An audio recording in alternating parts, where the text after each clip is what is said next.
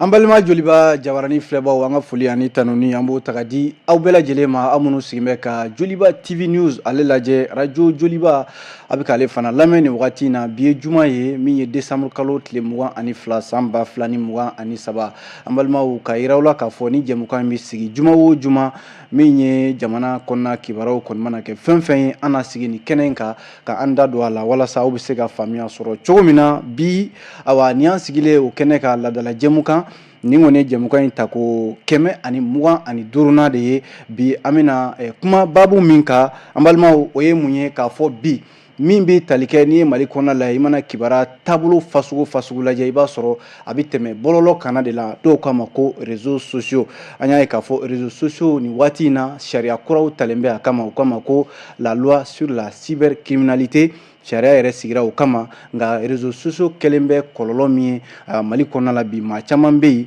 awa olu bɛ ka minɛ ka taa kaso la a kama awa réseaux sociaux yalima a dabɔra o kama wa a dabɔra min kama ɲuman don wa juguman don wa o kuma bi an bɛna babu boli nin kan an ye wele bila maaw ma minnu bɛɛ lajɛlen da bi réseaux sociaux ko kuma in na a fɔlɔ ye Georges Atino Kulubali ale ye awa jɛkulu min bɛ yen n'u kama ko communauté des blogueurs du Mali olu ka secrétaire général don an ka maa welele filanan o ye Sanba Balobɔba ye min ye bɔlɔlɔ kanna ye ale fana bɛ kuma ye kosɛbɛ an k'a ma ko activiste ayiwa maa welele sabanan o ye Mahamadu Jara dɔw kama ko Araskebe min ye awa bɔlɔlɔ kanna la kunnafoni bɛ di yɔrɔ min na o soba dɔ fana n'u kama ko Actuel Media o ɲɛmɔgɔ fana don a fana b'an ka kɛnɛ kɔnɔ ani ninnu de bɛna jɛ ka baro kɛ bi bi na Mali réseaux sociaux ko a tɔ bɛ ɲini ka kɛ jumɛn ye o kuma jamana ɲɛmɔgɔw kɛmɛ ka sariya min ta sariya in na se ka baara kɛ ka se a dan na wa an bɛna kuma nin bɛɛ lajɛlen kan an bɛ foli di an ka maa welelew ma fɔlɔ an bɛ sɔrɔ ka don baabi kɔnɔ Mahamadu Jara Araskebe i ni su i bisimila kɛnɛ kɔnɔ. I ni su Kɔrɔ Amadu Jalo diyara n ye i ni ce an weleli la n tɔɲɔgɔn minnu bɛ kɛnɛ kɔnɔ bi n kɔrɔ k'u fana fo u ka wele jaabili la maa minnu fana bɛ jɛmukan in lamɛnni k'a lajɛ ka foli ta ka lase bɛɛ lajɛlen ma Ala y'an sigi hɛrɛ la Ala k'an wuli hɛrɛ la amiina maa welele filanan Sanba Balobɔba i ni su i bisimila. n b'a ni su Jalo an bɛ Joliba TV lajɛbaga bɛɛ lajɛlen fo k'i yɛrɛ fo i ka weleli la min ye n ka mɛtiriba fila minnu bɛ yan nɔ n yɛrɛ ka mɛtiri bɛ kɛnɛ kan n'o ye Araskebe ni Georges ye an b'u fana fo wagati in na diyara n ye an ka maa welele sabanan Georges Atino Kulubali ale ye ne yɛrɛ ka lakɔli karamɔgɔ ye ale de y'an kalan radio la kɔsa in na min ye ICAO la Georges n b'a fɔ Miche bisimila. ni ce wele la an bɛ lamɛnbaga bɛɛ lajɛlen kelen fo ani an bɛ foli lase kɛrɛnkɛrɛnnen la Araskebe kɛrɛnkɛrɛnnen ale ma ale yɛrɛ mun fana dɔnnen don kunnafoni di sira fɛ ani n balimakɛ yɛrɛ mun b'an kɔrɔ yan bi Sanba Balobo ale ye filajɔn ye filajɔn don a tɛ sɔn o kuma ma dɛ ayiwa an bɛ fo Georges k'a fɔ aw bɛɛ lajɛlen aw bisimila an y'aw tulo lasɔmi cogo min na o ye k'a fɔ bi na réseaux sociaux ko Mali kɔnɔ awa yalima a ɲɛda a baara kan ka yɛlɛma wa Araskebe n bɛ taa i fan fɛ aw minnu kɛlen bɛ ka awa baara in kɛ a ka baara ye n'o ye cakɛda yɛrɛ b'e bolo a kama Actuel Media awa ni maa min ɲininka k'a fɔ bi Mali kɔnɔ waati laban in na min ye maaw ye olu bɛ ka minɛ k'u ɲininka dɔw yɛrɛ bɛ ka taa kaso la caman yɛrɛ bɛ yen awa dɔw bɛ k'a fɔ ko liberté d'expression n'o ye kanabila ye awa ko sen bɛ ka da o de kan n'i ye nin bɛɛ lajɛ bi na awa réseaux sociaux ko hakilila fɔlɔ ye mun ye yan'an ka taa ɲɛfɛ. D'abord n bɛ fo o ɲininkali la i b'a dɔn fɛn dɔ de bɛ yen il faut que mɔgɔw ka se k'aw faamuya o jumɛn i b'a dɔn peut-être a kuma tɛ diya maaw ye mais ni an bɛɛ ye maliden mais maliden mana don ko la an b'a kɛ fo ka tila ka tɛmɛ a dan kan mɔgɔ ka hakɛ to ni kuma fɔcogo ma ɲɛ o ye denmisɛnninya yɔrɔ ye parce que munna ni ko ni an donna ko la an b'a kɛ fo ka tɛmɛ a dan kan i b'a ye an yɛrɛ bɛ misali ta maa minnu kan walima an ye o fɛn ye maa minnu bolo olu b'a kɛ cogo min an b'a kɛ ten mais fo ka tɛmɛ olu yɛrɛ la mais kuma dɔ la i bɛ taa sɔrɔ an b'a kɛ cogo la cogoya min yɛrɛ ni an bɛ se k'a fɔ ko an bɛ a dan sago Mali kɛla yɔrɔ ye bi n'i taara bɔlɔlɔ sira fɛ i b'i yɛrɛ ɲininka o kuma na malidenw dɔrɔn de b'a sanfɛ wa baneni bɛ baneni na libuli bɛ libuli la burujali bɛ burujali la n'i bɛ fɛ ka ye bi diɲɛ kɔnɔ i bɛ yɛrɛ réseaux sociaux sanfɛ kɛrɛnkɛrɛnnen la ni maa min bɛ an ka jamana ninnu kɔnɔ Mali kan tɛgɛ sigi o kan parce que ɲininkali maaw bɛ ka minɛ maaw bɛ ka papa maaw bɛ ka datugu mais sani an ka se datuguli yɔrɔ ma fɔlɔ fɛn bɛ niveau fila a niveau fɔlɔ o ye mun ye fɔlɔ o ye anw sifinnakaw anw bɛ réseaux sociaux bɔlɔlɔ sira ka matarafa cogo min na o ye fɔlɔ ye an yɛrɛ ni ɲɔgɔn cɛ an yɛrɛ n'an ka ko mais filanan ye min ye o ye an bɛ miirina di min kɛ bɔlɔlɔ sira fɛ minɛli bɛ kɛ yɔrɔ fila i ye ko dɔ kɛ nin na i man kan tɛ ka min k'a la réseaux sociaux sanfɛ i ye fɛn dɔ f'a ma i man kan tɛ ka min f'a ma i donna a ka fɛn dɔ kɔnɔ i man kan tɛ ka min da kɛnɛmaya mais min yɛrɛ bɛ ka san sɔrɔ bi ni maaw bɛ k'u plaigner o de ye k'a fɔ ko maa minnu bɛ u ka hakilinaw di cogoya la ko maaw bɛ ka minɛ fɛn fila de don donc fɛn fɔlɔfɔlɔ ye min ye ni ne bɛ siran o ɲɛ ni politique ko bunakun hakilina di ye maaw bɛ ka minɛ ka da kan n bɛ siran fɛn fɔlɔfɔlɔ min ye o de ye bi réseaux sociaux kan n'i bɛ fɛ ka banni min tulo la f'i ka siran ka sunɔgɔ sɔ i dalen dilan kan f'i ka taa réseaux sociaux i bɛ taa réseaux sociaux kan i bɛ taa TikTok kan Facebook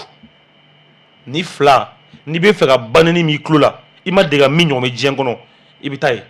i b'a mɛn jɔn da malidenw sifinnakaw minnu faw tulo b'u la minnu baw tulo b'u la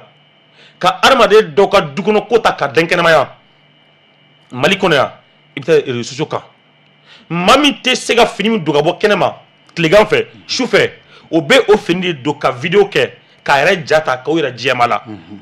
maa min tɛ se ka kuma min fɔ maa ɲinɛ dogodogonin dogo la o bɛ o kuma de fɔ k'o bila bɔlɔlɔ sira fɛ Musa Jalo disons ne bɛ ka siran fɛn fɔlɔfɔlɔ min ɲɛ bi o de ye o niveau ye donc filanan ye min ye bi rapidement o ye politique ko bunakun kan ka kɛɲɛ ni jamana tagabolo ye maa minnu bɛ miirina di kɛ ni juru b'an bɛɛ la koyi ala k'an kisi a ma hali kuma ye kuma na bi n'a bɔra dɔ da yan bi sini ma farati de ji min taga min kaso ma kɔnɔ mais sariya tigilamɔgɔw ye min ta k'a ka ɲi olu bolo sariya bɛ ka baara kɛ k'a ka ɲi olu bolo mais n'i y'a ta k'a lajɛ bi jamanakɔnɔdenw minnu bɛ yen an maa caman minnu bɛ an ka miirina di ni anw ɲininka an b'a f'i ye ko sariyakisɛ ninnu ko a waleya ka ɲi ka lajɛ ka da kan bi a kɛla sababuya ye maa caman bɛ k'i da don bɔrɔ kɔnɔ a yɛrɛ ye n m'a fɔ ko maa minnu bɛ ka minɛ ko bin bɛ ka k'u kan dɛ n m'a fɔ fana ko maa minnu bɛ ka minɛ ko sariya bɛ ka baara kɛ a ɲɛ ma n m'o fana fɔ dɛ mais n'i y'a ta k'a lajɛ bi les faits hali bi ka invité sɔrɔ Jalo a kana kuma a ka miirina di a bɛ siran parce que ko sariyakisɛ min tala pour que bɔlɔlɔ sira fɛ kuma minnu bɛ yen wale minnu bɛ kɛ mais est-ce que a ma dabɔ o de kama est-ce que sariyakisɛ in fana ma dabɔ o de kama ka mɔgɔw lasiran k'u papa walasa kuma bɛ kuma na sariya man ka maa lasiran sariya man ka maa lasiran sariya foyi man ka maa lasiran sariya bɛ yen de ka taga sira de yira i kan ka taa nin de fɛ i kan ka taa nin de fɛ mais sariya man ka maa lasiran mais ne bɛ ka siran o yɔrɔ nin ɲɛ quoi parce que il faut pas que maaw ka siran sariya ɲɛ ayi kasobo ɲɛ ayi maaw bɛ siran mun ɲɛ ko a fɔra ko nin sira in ne man ka nin de kɛ n man ka nin de kɛ mais sariya in bɛ dɔrɔn o dɔrɔn kama dɛ hali ni maa min bɛna a ka miirina di k'a sɔrɔ a ma kuma jugu fɔ o bɛ siran ka kuma ko sariya bɛ yen mais i kan ka siran mun ɲɛ ne man ka nin kuma in de fɔ mɔgɔ kan ka siraw de ɲɛ ne bolo bi ni kalan kan ka kɛ adamadenw kunna mali kɔnɔ bi o de ye ka loi c'est-à-dire a bɛ fɔ min ma ko cybercriminalité sariya min bɛ yen o kan Jalo k'o de walawala adamadenw ɲɛna o la an k'a dɔn kuma jumɛn bɛ se ka kɔlɔlɔ se ne ma kuma jumɛn bɛ se k'a to n tɛ fɛn tɛ sɔrɔ pour que maaw ka se ka lafiya. an bɛna tila k'an da don a sariya ko in na Georges Atino Kulubali an minnu ye blogueurs ye n'an bɛ se k'a fɔ ten minnu fana bɛ yen n'u ka baara bɛnnen bɛ kosɛbɛ réseaux sociaux kana ma min ye Arasikɛ bɛ min fɔ sisan o ye k'a fɔ hali ni sariya taara nka fo fɛn dɔ ka fɔ mɔgɔ ye mɔgɔ bɛ min faamu est-ce que bi anw ta maliyɛnw ta ani n'i y'a da jamana wɛrɛw ta ma bi réseaux sociaux baara ani mɔgɔw bɛ kuma kan cogo min na est-ce que anw ka jamana kɔnɔ anw maliyɛnw bɛ k'a kɛ cogo min na laɲini bɛ ten wa walima an fana bɛ ka dantɛmɛ wale don an bara wa o n'i y'a jateminɛ i b'a ye k'a fɔ ko tiɲɛ don k'a fɔ Mali la bi bi in na bɔlɔlɔ foroba kumayɔrɔ ni o réseaux sociaux ye o kɔni walakatalen don kosɛbɛ sabula bi bi in na telefɔni nɛgɛjuru sira minnu kɔni b'a to mɔgɔw bɛ se ka o labaara olu fana sɔrɔli nɔgɔyara ani fana internet fana kɔni bɔlɔlɔ o sɔrɔli fana kɔni yakubayara o b'a to k'a fɔ ko o baara walima mɔgɔw kɛli a kan o fana bɛ caya ani réseaux sociaux suguya fana cayara dɔw yɛrɛ bɛ yen a ma se i ka se sɛbɛnni wɛrɛ la n'i sera olu dɔw kan n'i ye ja ta i bɛ se k'olu bila o b'a to mɔgɔ caman bɛ yen olu bɛ se ka taa réseaux sociaux kan ka sɔrɔ hali n'a sɔrɔ laɲini walima taasira dɔw bɛ yen i ma olu waleya i m'olu bila sen ka kɛrɛnkɛrɛnya la nka danfara min bɛ se ka kɛ Mali ani jamana an dafɛ jamana dɔw ta cɛ o bɛ se ka kɛ kɛrɛnkɛrɛnnenya fana Mali bilama taabolo ye bi bi in na n'i y'a ye k'a fɔ i b'a ye ko an bɛ wagati min kɔnɔna la a wagati ka kalan dɔɔni o surchauffe politique o situation politique an b'o mun kɔnɔna la bi bi in na o de bɛ ka sisan ta in maaw farati o bɛ ka farati don ko la o b'a to bi bi in na hali n'an tɛ se k'a fɔ kɛrɛnkɛrɛnnenya la k'a fɔ ko kanw labilalen tɛ nka ni kumana yala e yɛrɛ labilalen bɛna to o kan labilali kuma kɔfɛ wa o yɛrɛ de ye ko in gɛlɛyama yɔrɔ ye n'o tɛ k'a fɔ ko kan labilali tɛ yen o tɛ o jɔsen kɔni Mali sariya suma ni o ye constitution ye o b'o garanti liberté d'expression garantilen don nka est-ce que liberté garantilen don après s'être exprimé o yɛrɛ de ye problème ye o de y'a gɛlɛyama yɔrɔ ye bi bi in na donc o fana de b'a to siranya bɛ bonya kosɛbɛ i bɛ taa sɔrɔ bi bi in na hali n'i bɔra k'i bɛ taa mɔgɔw hakilina ɲininkali kɛ kurantigɛ kan bi bi in na maa caman bɛ siran k'u hakilina f'u ye ka d'a kan u b'a fɔ n'i y'a fɔ a bɛ i n'a fɔ danfara t'a la ka kɛ n bɛ ka kuma baabu mun kan ani maa mun bɛ se ka kɛ n'o kan ka k'o gɛlɛya ɲɛnabɔ misaliyala n'i ko k'i bɛ kuma kurantigɛ kan n'a y'a kɛ to a bɛ kɛ mɔgɔw ɲɛna ko i bɛ ka jalaki bin kɛrɛnkɛrɛnnenya la marabaaw kan k'a sɔrɔ i bɛ ka kuma gɛlɛya de kan mun kɔlɔlɔ fana bɛ i kan wa ni ɲɛmaaw fana bɛ yen minnu fana ka baara ye ka se ka na ni kɛrɛnkɛrɛnnenya la jaabi ye o gɛlɛyaw la donc o b'a to mɔgɔw tɛna ni danfara mun tɛna kɛ o fila ni ɲɔgɔn cɛ o bɛ siranyaw bonya mɔgɔw bɛ siran ka kuma k'a fɔ ni kumana yala n tɛna yɛrɛ sɔrɔ kaso bon na wa ala se min fɔ est-ce que mɔgɔw a ma dabɔ mɔgɔw ka siran sariya ɲɛ sabu sariya tara ko in na ka ban est-ce que bi bi in na est-ce que ɲɛfɔlibaliya fana tɛ ko in na est-ce que ɲɛdɔnbaliya o fana tɛ ko in na Mali réseaux sociaux ko est-ce que o t'a a jubaju yɛrɛ ɲɛfɔli baliya bɛ sɔrɔ a la nka problème fana bɛ se ka kɛ hali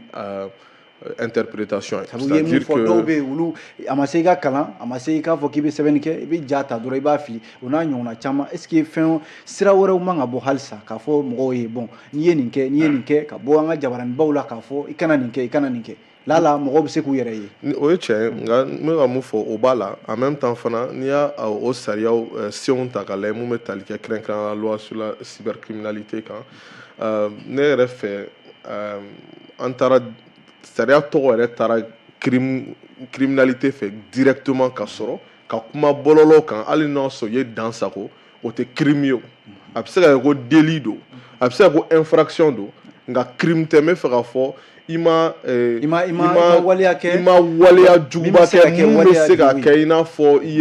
i n'a fɔ mɔgɔ faga walima ka dankari mɔgɔ criminalité yɛrɛ a dabɔra n'i y'a faamuya waati min na a bɛ fɔ an ɲɛna ko la cybercriminalité o ye mɔgɔ minnu bɛ wariw suɲɛ mɔgɔ minnu bɛ mɔgɔw détourner mɔgɔ minnu bɛ kojugubaw kɛ ka terroristes ni fɛnw bon o ni sisan an bɛ ka kuma bɔlɔlɔ foroba sira yɔrɔw kan o ni o filaw tɛ se ka dama kɛrɛnkɛrɛnnenya la o de y'a to n b'a fɔ fana ko bi bi in na tiɲɛ don k'a fɔ ko o sariya senw kan ka ɲɛfɔ ko ɲuman nka i bɛ taa ye i b'a sɔrɔ fana interprétation ko b'a la c'est-à-dire que hali minnu fana kan ka waleya olu fana b'a faamuya cogo di ani mɔgɔ tɔw b'a faamuya cogo di sabula n'i y'a jateminɛ kunnafonidilan journaliste kɛrɛnkɛrɛnnenya la loi sur la cybercriminalité man kan ka se ka boli journaliste kan nka i bɛ taa sɔrɔ waleyali la a bɛ taa boli journaliste dɔw kan ɲangata bɛ taa s'u ma kun jumɛn la i bɛ taa sɔrɔ journaliste ka kunnafoni di i n'a fɔ sisan an filɛ nin kɛnɛ mun kan an filɛ nin joliba kɛnɛ kan nka o wagati kelen na an bɛ ni jɛmukan min kɛnɛ kan o fana b'a la ka tɛmɛ bɔlɔlɔ foroba kuma yɔrɔ kan o la olu bɛ taa fɔ ko ni jɛmukan a tɛmɛna bɔlɔlɔ foroba kuma yɔrɔ kan nka a tɛmɛna bɔlɔlɔ foroba kuma yɔrɔ kan cogo di a tɛmɛna Joliba TV ka page de fɛ hali n'o y'a sɔrɔ a tɛmɛna e ka page fɛ e ye kunnafoni dila ye nka olu bɛ taa e jate sisan k'a fɔ ko yɔrɔ la e tɛ kunnafoni dila ye e ye mɔgɔ gansan de ye mun bɛ réseaux sociaux kan ka sɔrɔ hali ni e bɛ carré kɔnɔ e ye kunnafoni dilan de ye i bɛ réseaux sociaux kan i ye kunnafoni dilan de ye réseaux sociaux bɔlɔlɔ foroba kuma yɔrɔ tɛ se ka e ye mun ye k'o bosi e la donc o la interprétation bɛ na titre dɔ de ye n'i ka kuma exactement interprétation na olu bɛ na e bugɔ ni bere ye mun dabɔlen don bɛɛ kama k'a sɔrɔ e bɛ yen i ka baara de cadran kɔnɔna la donc o la i bɛ taa sɔrɔ o la hali n'a sɔrɔ a ɲɛfɔra minnu fana kan k'a waleya n'olu fana bɛ ka faamuya cogoya wɛrɛ la n'a ɲɛfɔra e ye cogoya min na n'olu tɛ kelen i bɛ taa sɔrɔ i bɛ gosi n'a bere ye k'a sɔrɔ a bere i man kan n'a ye a man kan ka s'i ma d'accord a y'o faamu Sanba aw kɔni fana ye activiste ye aw bɛ bɔlɔlɔ sanfɛ waati bɛɛ a bɛ kunnafoniw di a bɛ kuma a bɛ fɛn caman fɔ nka ayiwa bi in na n'i ye Mali taabolo lajɛ bi ayiwa ko in bɛ ɲini ka na kɛ siran ye bɔlɔlɔ sanfɛla la ka kuma ayiwa n'i ye Mali taabolo lajɛ bi mɔgɔ bɛ se ka mun fɔ réseaux sociaux labaarali a bɛ ka labaara cogo min na aw ka jate la fɛn don min ni an bɛ siran ɲuman kan wa i b'a dɔn Mali réseaux sociaux ko in kuma ka gɛlɛn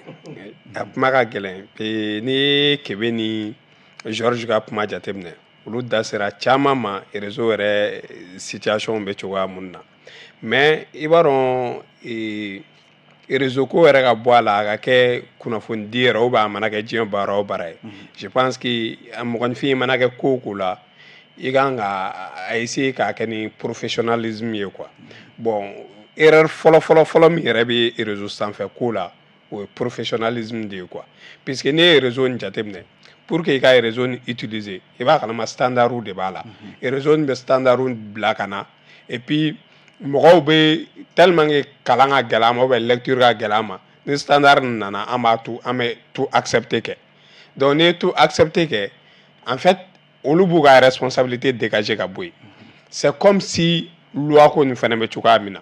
ni loi ninnu taara ça permet aux autorités ka se k'u ka responsabilité dégager k'a fɔ bon an kɔni ye nin bila ninnu ye garde-fou de donc n'i ye nin kɛ nin ko morale bɛ k'i la mais problème yɛrɛ bɛ basé à partir de la responsabilité de celui qui utilise les réseaux parce que mɔgɔ camanw de bɛ yen nɔ an bɛ fɛn ninnu kɛ non seulement an t'a kɛ ni professionnalisme o kelen en même temps on ne l'utilise pas d'une manière responsable et n'i dun bɛ yen nɔ k'e bɛ ka ko kɛ a bɛ ka taa en même temps c'est quelque chose par exemple si c'est une émission à radio i b'a kalama n'a ye une émission kɛ ni radio jɔra dɔrɔn o y'o bannen de n'o une heure et quelque in banna dɔrɔn o jɔnnen de mais c'est sur les réseaux sociaux i b'a la c'est toute une éternité qui est là donc niveau utilisation modèle ninnu kɛ pour quelque chose qui va être pérenne il faut vraiment essayer de gérer la chose avec la responsabilité et o responsabilité ntanya de i y'a ye Kebe da sera ko camanw ma mɔgɔ dɔw bɛ yen nɔ u bɛ action dɔw kɛ ou bɛ activité dɔw kɛ réseau kan e yɛrɛ b'a lajɛ ti sans en réalité que ninnu ye responsabilité yɛrɛ de tɛ nin mɔgɔ ninnu na i m'a faamuya imagine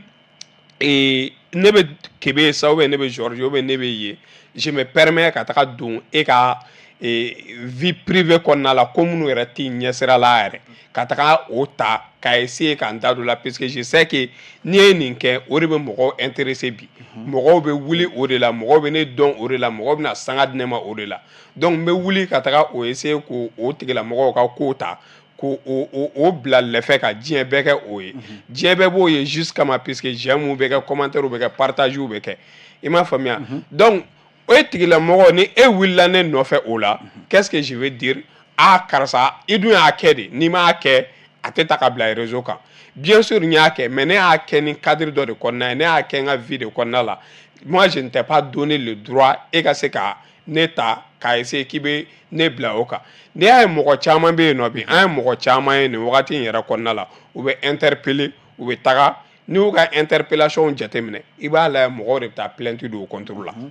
mɔgɔ tɛ wuli ka tugu minɛ kuma fɔta ni fɛn nin kama dɛ u b'u sigi u bɛ kuma minnu fɔ mɔgɔw ma i y'a fɔ i bɛ mɔgɔw ka vie ta voilà i bɛ mɔgɔw ka vie ta ou bien i bɛ n'i sigi ka mɔgɔ dɔ dɔgɔya k'a dɔgɔya k'a lagosi k'a nɛni k'a buruja a tigilamɔgɔ bɛ taa plainte don n'a taara plainte don donc diyagoya i bɛ taga ɲininka de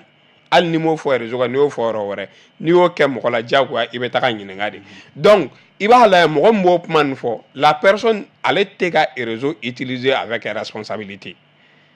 n'a bɛ ka utiliser avec responsabilité puisque mɔgɔninfin i bɛ ko o ko la f'i k'a dɔn ne nakun de ye nin ye a la ni ne ye inscrit Facebook kan sisan ne kan k'a dɔn ne sama nakun ye mun ye Facebook kan activité jumɛnw bɛ yen ne bɛ minnu kɛ activité jumɛnw bɛ yen minnu tɛ ne intéressé olu de ye ne ka dɔn mais ni ne nana inscrit juste pour que ne bɛ se ka mɔgɔ dɔw sɔrɔ n bɛ se ka minnu na gosi n bɛ se ka minnu dɔgɔya n bɛ se ka kuma minnu fɔ donc o de bɛ na ni problème caman ye mɔgɔ caman kan au delà de ça aussi mun bɛ ka mɔgɔw ni autorités se ɲɔgɔn ma bi bi in na kosɛbɛ bien que liberté d'expression ko kuma bi bi in na Mali kɔnɔna la yan nɔ Yom Georges da sera a ma an tɛna fɔ k'a tɛ yen dɛ a bɛ yen mais est ce que liberté de garantilen tɛ après l'expression mɔgɔw kɔni b'o fɔ sinon en réalité liberté d'expression garantilen don i bɛ taga kuma min ka di i b'a fɔ ainsi de suite mais est ce que e yɛrɛ ka liberté garantilen don i kumani in kɔfɛ kuma bɛ yen nɔ de parce que ne ye mɔgɔ ninnu caman jateminɛ bi u bɛ taa kuma dɔw bɛ yen nɔ kuma minnu bɛ mɔgɔw intéressé bi ou bien u b'a ye mɔgɔw mago bɛ kuma min na bi puisque réseaux sociaux ko kɛlen don jago de ye ni nin kunnafoni wulila dɔrɔn a man ka taa ka ne to il va falloir que coûte que coûte ne k'an da don o la ou bien ne ka taa émission sigi o kan ou bien ne ka taa o ta k'o kɛ sujet d'actualité alors que ne bɛ ka kuma ko minnu kan a ko yɛrɛ a tenants tɛ ne bolo a aboutissants tɛ ne bolo donc juste par exemple exemple ye mun ye dossier baden bɛ yen nɔ bi minnu ye dossier judiciarisé lenw ye a dun fɔra ni dossier judiciarisé ka ban o ye justice donnen a la ni justice donna a la donc i ka soutien karisa i minɛra i bɛ nin situation in na ne kɔni ka soutien b'i kan ou bien ne b'i soutenir mais maintenant min ye a ka kɛ tan tɔ a ka kɛ tan tɔ e dun o responsabilité ma ta ka di e ma ko e k'o sujet commenter o responsabilité ma ta ka di ma e ka kuma o kan parce que min b'a ko la e t'a dɔn a preuve t'i bolo a foyi t'i bolo donc e mana taa kuma puisque a ka di maliyɛnw ye bi a ka fɔ ko non ko karisaw bɛ ka minɛ bi n bɛ ka k'u kan ainsi de suite donc o aspect ninnu bɛ yen nɔ n'i ni mɔgɔw setɔ ɲɔgɔn ma dɔrɔn i bɛ taa sɔrɔ o aspect nin de bɛ na bamananw n'u ka kuma dɔn c'est à dire mɔgɔ pirilen ɲɔn tɛ mango quoi an bɛ wagati min kɔnɔna la bi bɛɛ b'a dɔn wagati min don wagati ye wagati kalaman de wagati ye wagati parce que n'i y'a mɛn fɛnɛ k'i ye journaliste ye i ye activiste ye i ye blogueur ye nin ye je pense que n'i bɛ liberté fɛnɛ na au moins o bɛ se k'i permettre i ka se ka nafa caman ta ka taa parce que ne yɛrɛ bɛ ko dɔw ye juste a bɛ kɛ ne yɛrɛ kunna est ce que nin tigilamɔgɔw t'a fɛ ka problème de créer u yɛrɛ da la ce n'est pas de fait que a wagati man ka to n ka kuma ou bien n kana ni fɛn tɛ dɛ mais adamaden n'i bɛ kuma ko o ko la il faut parler avec la responsabilité et il va falloir que mɔgɔw fɛnɛ k'a dɔn ko ne da don ko tɛ ko bɛɛ ye ko dɔ bɛ yen nɔ voilà c'est à dire c'est ça voilà c'est ça le plus important ko dɔw bɛ yen nɔ e yɛrɛ kan k'a dɔn n da donna ko de tɛ nin ye donc tɛmɛ o la fo o rétention fɛnɛ de ka kɛ an na mais tellement que tout le monde veut aller à vivre bɛɛ b'a fɛ notoriété dɔ fɛn dɔw ka na i la raison pour laquelle i bɛ fɛn dɔw yɛrɛ a b'i dabali ban par exemple i bɛ mɔgɔ dɔ ye n balima videomaniw ni web tv tigiw ka hakɛ to n yɛrɛ baarakɛɲɔgɔnw dɔ ainsi de suite mais i bɛ mɔgɔ dɔw ye juste hali ni accident kɛra bi accident grave i bɛ mɔgɔ ye a joginen dalen don c'est à dire n'i y'a image yɛrɛ a bɛ min yɛrɛ k'i la i dabali bɛ ban quoi mɔgɔw bɛ t'o ta k'o filmer k'o bila fɛnw bɛɛ kan ka kow ye somɔgɔw yɛrɛ dɔw dalen so de olu b'a a ye nin ko y'u somɔgɔw ni fɛnw sɔrɔ c'est grave olu situation modèle nin filɛ nin ye o de kosɔn responsabilité man ka adamaden jɛ i ka ko kɛtaw la quoi ni o y'i jɛ i b'i yɛrɛ sɔrɔ ko la ka sɔrɔ i sigilen tɛ nin ye quoi voilà responsabilité b'a la mais est ce que nin ko in ma lajɛ ka to yen ka kɛ fɛn ye fo ka na se nin yɔrɔ ma ka kɛ fɛn ye fo ka tiɲɛni se parce que ni ko tiɲɛna ni ko b'i bolo ka k'a kunbɛn a bɛ se ka kɛ gɛlɛya b'a a baara la est ce que an tɛ o dabolo de kan bi c'est à dire sama ninnu tubabu de ye quoi a bɛ k'a fɔ ko responsabilité i b'a dɔn anw fɛ yan a bɛ k'a fɔ min ma ko responsabilité dɛ anw fɛ yan Mali kɔnɔ o de ye i ka mara walima i ka marabaliya les gens o yafa ma dɛ parce que anw fɛ yan marabaliya dɔ ye jumɛn ye marabaliya de b'a to i bɛ t'i da don du wɛrɛ ka duko kuma la ka sɔrɔ a ma sara i la marabaliya de b'a to karisa n'a cɛ bɛ kɛlɛ la e k'o kuma ta ka taa fɔ bɛɛ da la marabaliya de b'a to accident dɔ kɛra sisan e ka t'o ja ta a fogofogo filɛ nin ye a biyɛn filɛ nin ye a nugu filɛ nin ye a sen filɛ nin ye ɔ marabaliya ni mara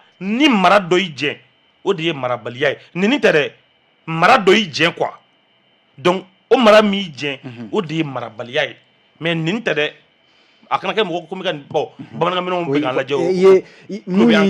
min y'i jɛn ou bien soit i ye mɔgɔw ta mɔgɔ bananen voilà a bɛ se ka kɛ hali hinɛ yɛrɛ t'i la walima o bɛɛ de bɛ mara in kɔnɔna na hadamadenya yɛrɛ taabolo ɲuman i ma se k'o jate minɛ parce que n'i ko mara a bɛ fɛn bɛɛ de fɔ fɛn caman b'a la oui exactement donc o y'o fɔlɔ ye donc Mali kɔnɔ o de bɛ ka tunu Musa réseau y'a sababu ye Jalo n'a fɔra ko an ka na du kɔnɔ an bɛ fɛn min y'an ɲɛna bi bɔlɔlɔ sira fɛ npogotiginin dɔ ka sɔn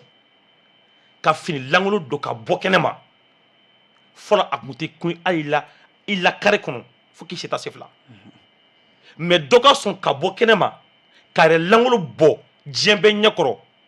mara y'a jɛ wa mara ma jɛ ɲininkali don responsabilité min n'a bɛ k'o kuma fɔ dɔ ka sɔn réseaux sociaux sanfɛ ka dɔ lebu ɔ diinɛ dun bɛ min fɔ maa lebu ma diinɛtigiw tulo bɛ n kan na maa minnu ye dɔɔnin dɔn la u b'a dɔn n bɛ ka min fɔ donc o de ye responsabilité ye responsabilité min n'a bɛ k'a fɔ dɛ o de b'a to ne marala cogo min na an ka du kɔnɔ o ti ne permettre ne ka nin kuma fɔ n kɔrɔma ɲɔgɔn kɛrɛfɛ kuma tɛ n k'o fɔ bɛɛda la bɛɛda sanfɛ donc o de ye fɔlɔ ye i ye kuma dɔ fɔ sisan o de ye problème yɛrɛ ye c'est à dire kuma de y'i dun i ko activiste don ko kunnafoni k'a fana bɛ kunnafoni di bɔlɔlɔ sira fɛ a b'a hakilina de di maa tɛ kunnafoni di bɔlɔlɔ sira fɛ di donc mais bi aujourd'hui hakiladilaw yɛrɛ y'u yɛrɛ kɛ kunnafonidila ye a cayara mɛnɛ n ye activiste de ye n bɛ kuma ko dɔw kan n bɛ n ka mirinata di o ko ninnu kan mais o ti n kɛ kunnafonidila ye o de y'a to bi hakiladilaw y'u yɛrɛ kɛ kunnafonidila ye kunnafonidiw baara bɛ dege de a bɛ kalan de donc n ma kunnafonidi kalan n ma dege n ka baara tɛ kunnafonidi ye nka n ye kunnafoni carila ye ka relayer ka partager donc Jalo ye kunnafoni di ne y'a cari n limana minnu bɛ n lajɛ ka n lamɛn olu fana k'a ye kunnafoni tɛ di n'a ma sɛgɛsɛgɛ o le traitement de l'information n'i ma fili kɔni Georges bɛ yan a bɛ se ka tile n'i y'a ɲini même a tɛ fɔ ko n bɛ taa kunnafoni ɲini ko ye i bɛ taa éléments de fara ɲɔgɔn kan fɔlɔ ka na traiter ni traitement de banna sisan a bɛ kɛ kunnafoni ye ka sɛgɛsɛgɛ ka koloni ɲuman o de ye kunnafoni sinon kunnafoni tɛ i bolo fɔlɔ dɛ i bɛ taa élément de ta nka min bɛ ka ta bi ka a kɛnɛ a mɔnen tɛ a kɛnɛ de bɛ ka di mɔgɔw ma réseau kan o ka ca ka sɔrɔ a ma sɛgɛsɛgɛ donc pour vous dire que aujourd'hui mɔgɔ tɛ ka se ka dɔn ka bɔ ɲɔgɔn na donc mais ne bɛ jigin fɛcɛri minnu bɛ yen kunnafonidi kan u b'u k'u da de nin ko kan a ye daden kuma de tɛmɛ sisan tiɲɛni de kɛla tiɲɛni de bɛ na réparer ni tiɲɛni dilanna kuma min na an bɛ sɔrɔ ka fɛɛrɛ ɲini a la tiɲɛni est ce que a dilan ka di Raskebe an bɛ danga min na bi fɛɛrɛ bɛ se ka sɔrɔ a la est ce que tiɲɛni dilan ka di bamananw bɛ kuma dɔ fɔ réseau bɛ ka wara bi cogo min na mɔgɔw b'a kan cogo min na mɔgɔw bɛ ka kuma kali mɔgɔw ye cogo min na bɛɛ bɛ ka i ta fɔ cogo min na est ce que a dilan ka di i da se Sama y'a kuma fɔ bi Mali kɔnɔ ni e bɛ fɛ i ka tɔgɔ sɔrɔ ni e bɛ fɛ maaw k'i lakodɔn ni e tɛ maaba neni ni i tɛ maa buruja ni ti nkalon tigɛ ni t'i ta fara kow kan maa si tɛ e lakodɔn bilen Mali kɔnɔ yan ɔ maliyɛnw yɛrɛ de bɛ ka maaw pousser ka nkalon tigɛ a bɛ se ka digi mɔgɔw la dɛ public yɛrɛ de bɛ maaw pousser ka don fake news kɔnɔ public de bɛ maaw pousser ka buzz créer public de bɛ maaw pousser ka dɔ lebu yira diɲɛma la ka da kan n'i ye o kuma daminɛ dɔn maaw bɛ na di mais n'i ko ala ko tan jamana kɔnɔ sariya ye nin de fɔ éducation mara ladamu o de ko tan professionnalisme nin de an ko dɔw b'a fɔ anw yɛrɛ ye ko Mali kɔnɔ yan ko professionnalisme ne paye pas o fɔlɔ yan o mais maliyɛn b'olu fɛ o maliyɛn b'olu lamɛn o mais o maliyɛn kelen de bɛ k'a fɔ bi ko bɔlɔlɔ sira tiɲɛna o de y'a to n ko a dilan ka di a dilan ka di a dilan man di ko professionnel ne paye pas ko les professionnalistes ne paient pas au Mali o maliyɛn yɛrɛ de b'i wele karisa tu fais du bon boulot hein mais ce que tu fais le public ne s'intéresse pas à ça souvent to ka virer to bɛ min ɲɛngo kɛ i yɛrɛ ka to k'o kɛ les professionnalistes ne paient pas au Mali nin ye ne siɲɛ fɔlɔ ye ka Georges ye ɲɛna mais ne bɛ Georges lamɛn kuma caman radio la o a ka reportage ne b'o lamɛn o mais ne ma deli ka ye ɲɛni bi tɛ o ne kun t'a dɔn ko ale ye nin ye yɛrɛ mais Georges bɛ min gagne ne t'o dɔn dɛ mais c'est que Georges gagne téléphone bɛ maa caman bolo bi tu as des millions de vues tu es sabali ko ye donc pour dire aux gens que aujourd'hui pour que fɛɛrɛ ka se ka sɔrɔ nin na ne kɔni bolo sariya minnu talen don ko loi sur la cybercriminalité ne Aras Kebe ka démissionné hakilina na o tɛna k'a solution ye parce que aujourd'hui n'i y'a mɛn ko loi sur la cybercriminalité maaw bɛ fɛn fɔlɔ-fɔlɔ min miiri dɔn ko a kun ye de k'an da don bara kɔnɔ kelen a kun ye de ka maaw papa ka maaw jatigɛ fila a kun ye de ko maa minnu tɛ an ka fanga fɛ k'u minɛ k'u datugu ne m'a fɔ n ko sariya bɛ o kama dɛ n ko n'i ye maa caman lajɛ bi k'u lamɛn maaw bɛ sariya interpréter ka taa o de fɛ donc n ko ne ka siranya ye min ye bi aujourd'hui a dun bɛ se ka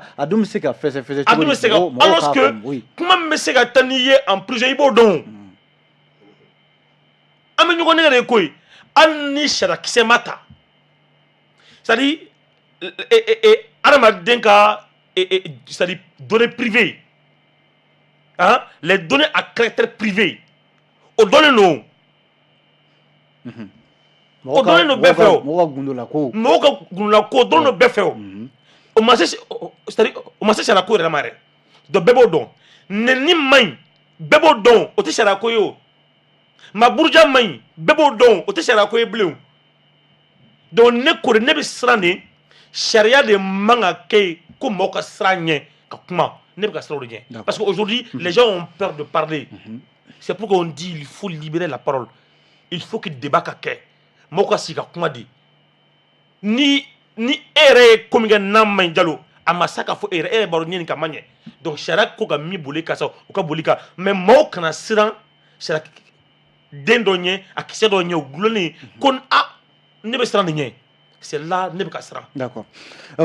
Georges min ye n'i ye a lajɛ sisan mɔgɔ kɔni caman de bɛ hali ni radio sow b'i bolo télévision sow b'i bolo nka f'i ka tɛmɛ bɔlɔlɔ kan an ka tɛmɛ o kan an ka taa misiriw kɔnɔ i b'a sɔrɔ maa caman bɛ yen a bɛ wajulu kɛ kutubaw la a caman bɛ yen u b'u ka fɛnw bila réseaux sociaux kan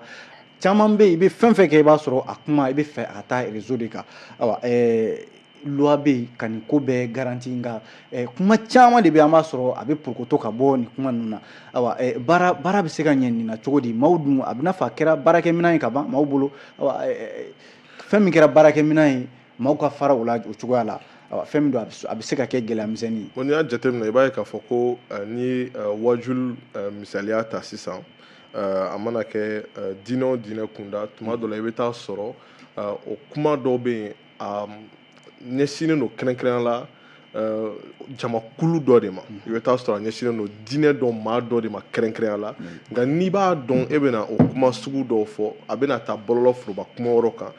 i ka kuma a suma ka ɲɛ n'i ye wajulikɛla ye walima n'i ye karamɔgɔ ye i mana kɛ kerecɛn silamɛ i mana kɛ diinɛ o diinɛ la walima hali n'i kɛra ladalalamɔgɔ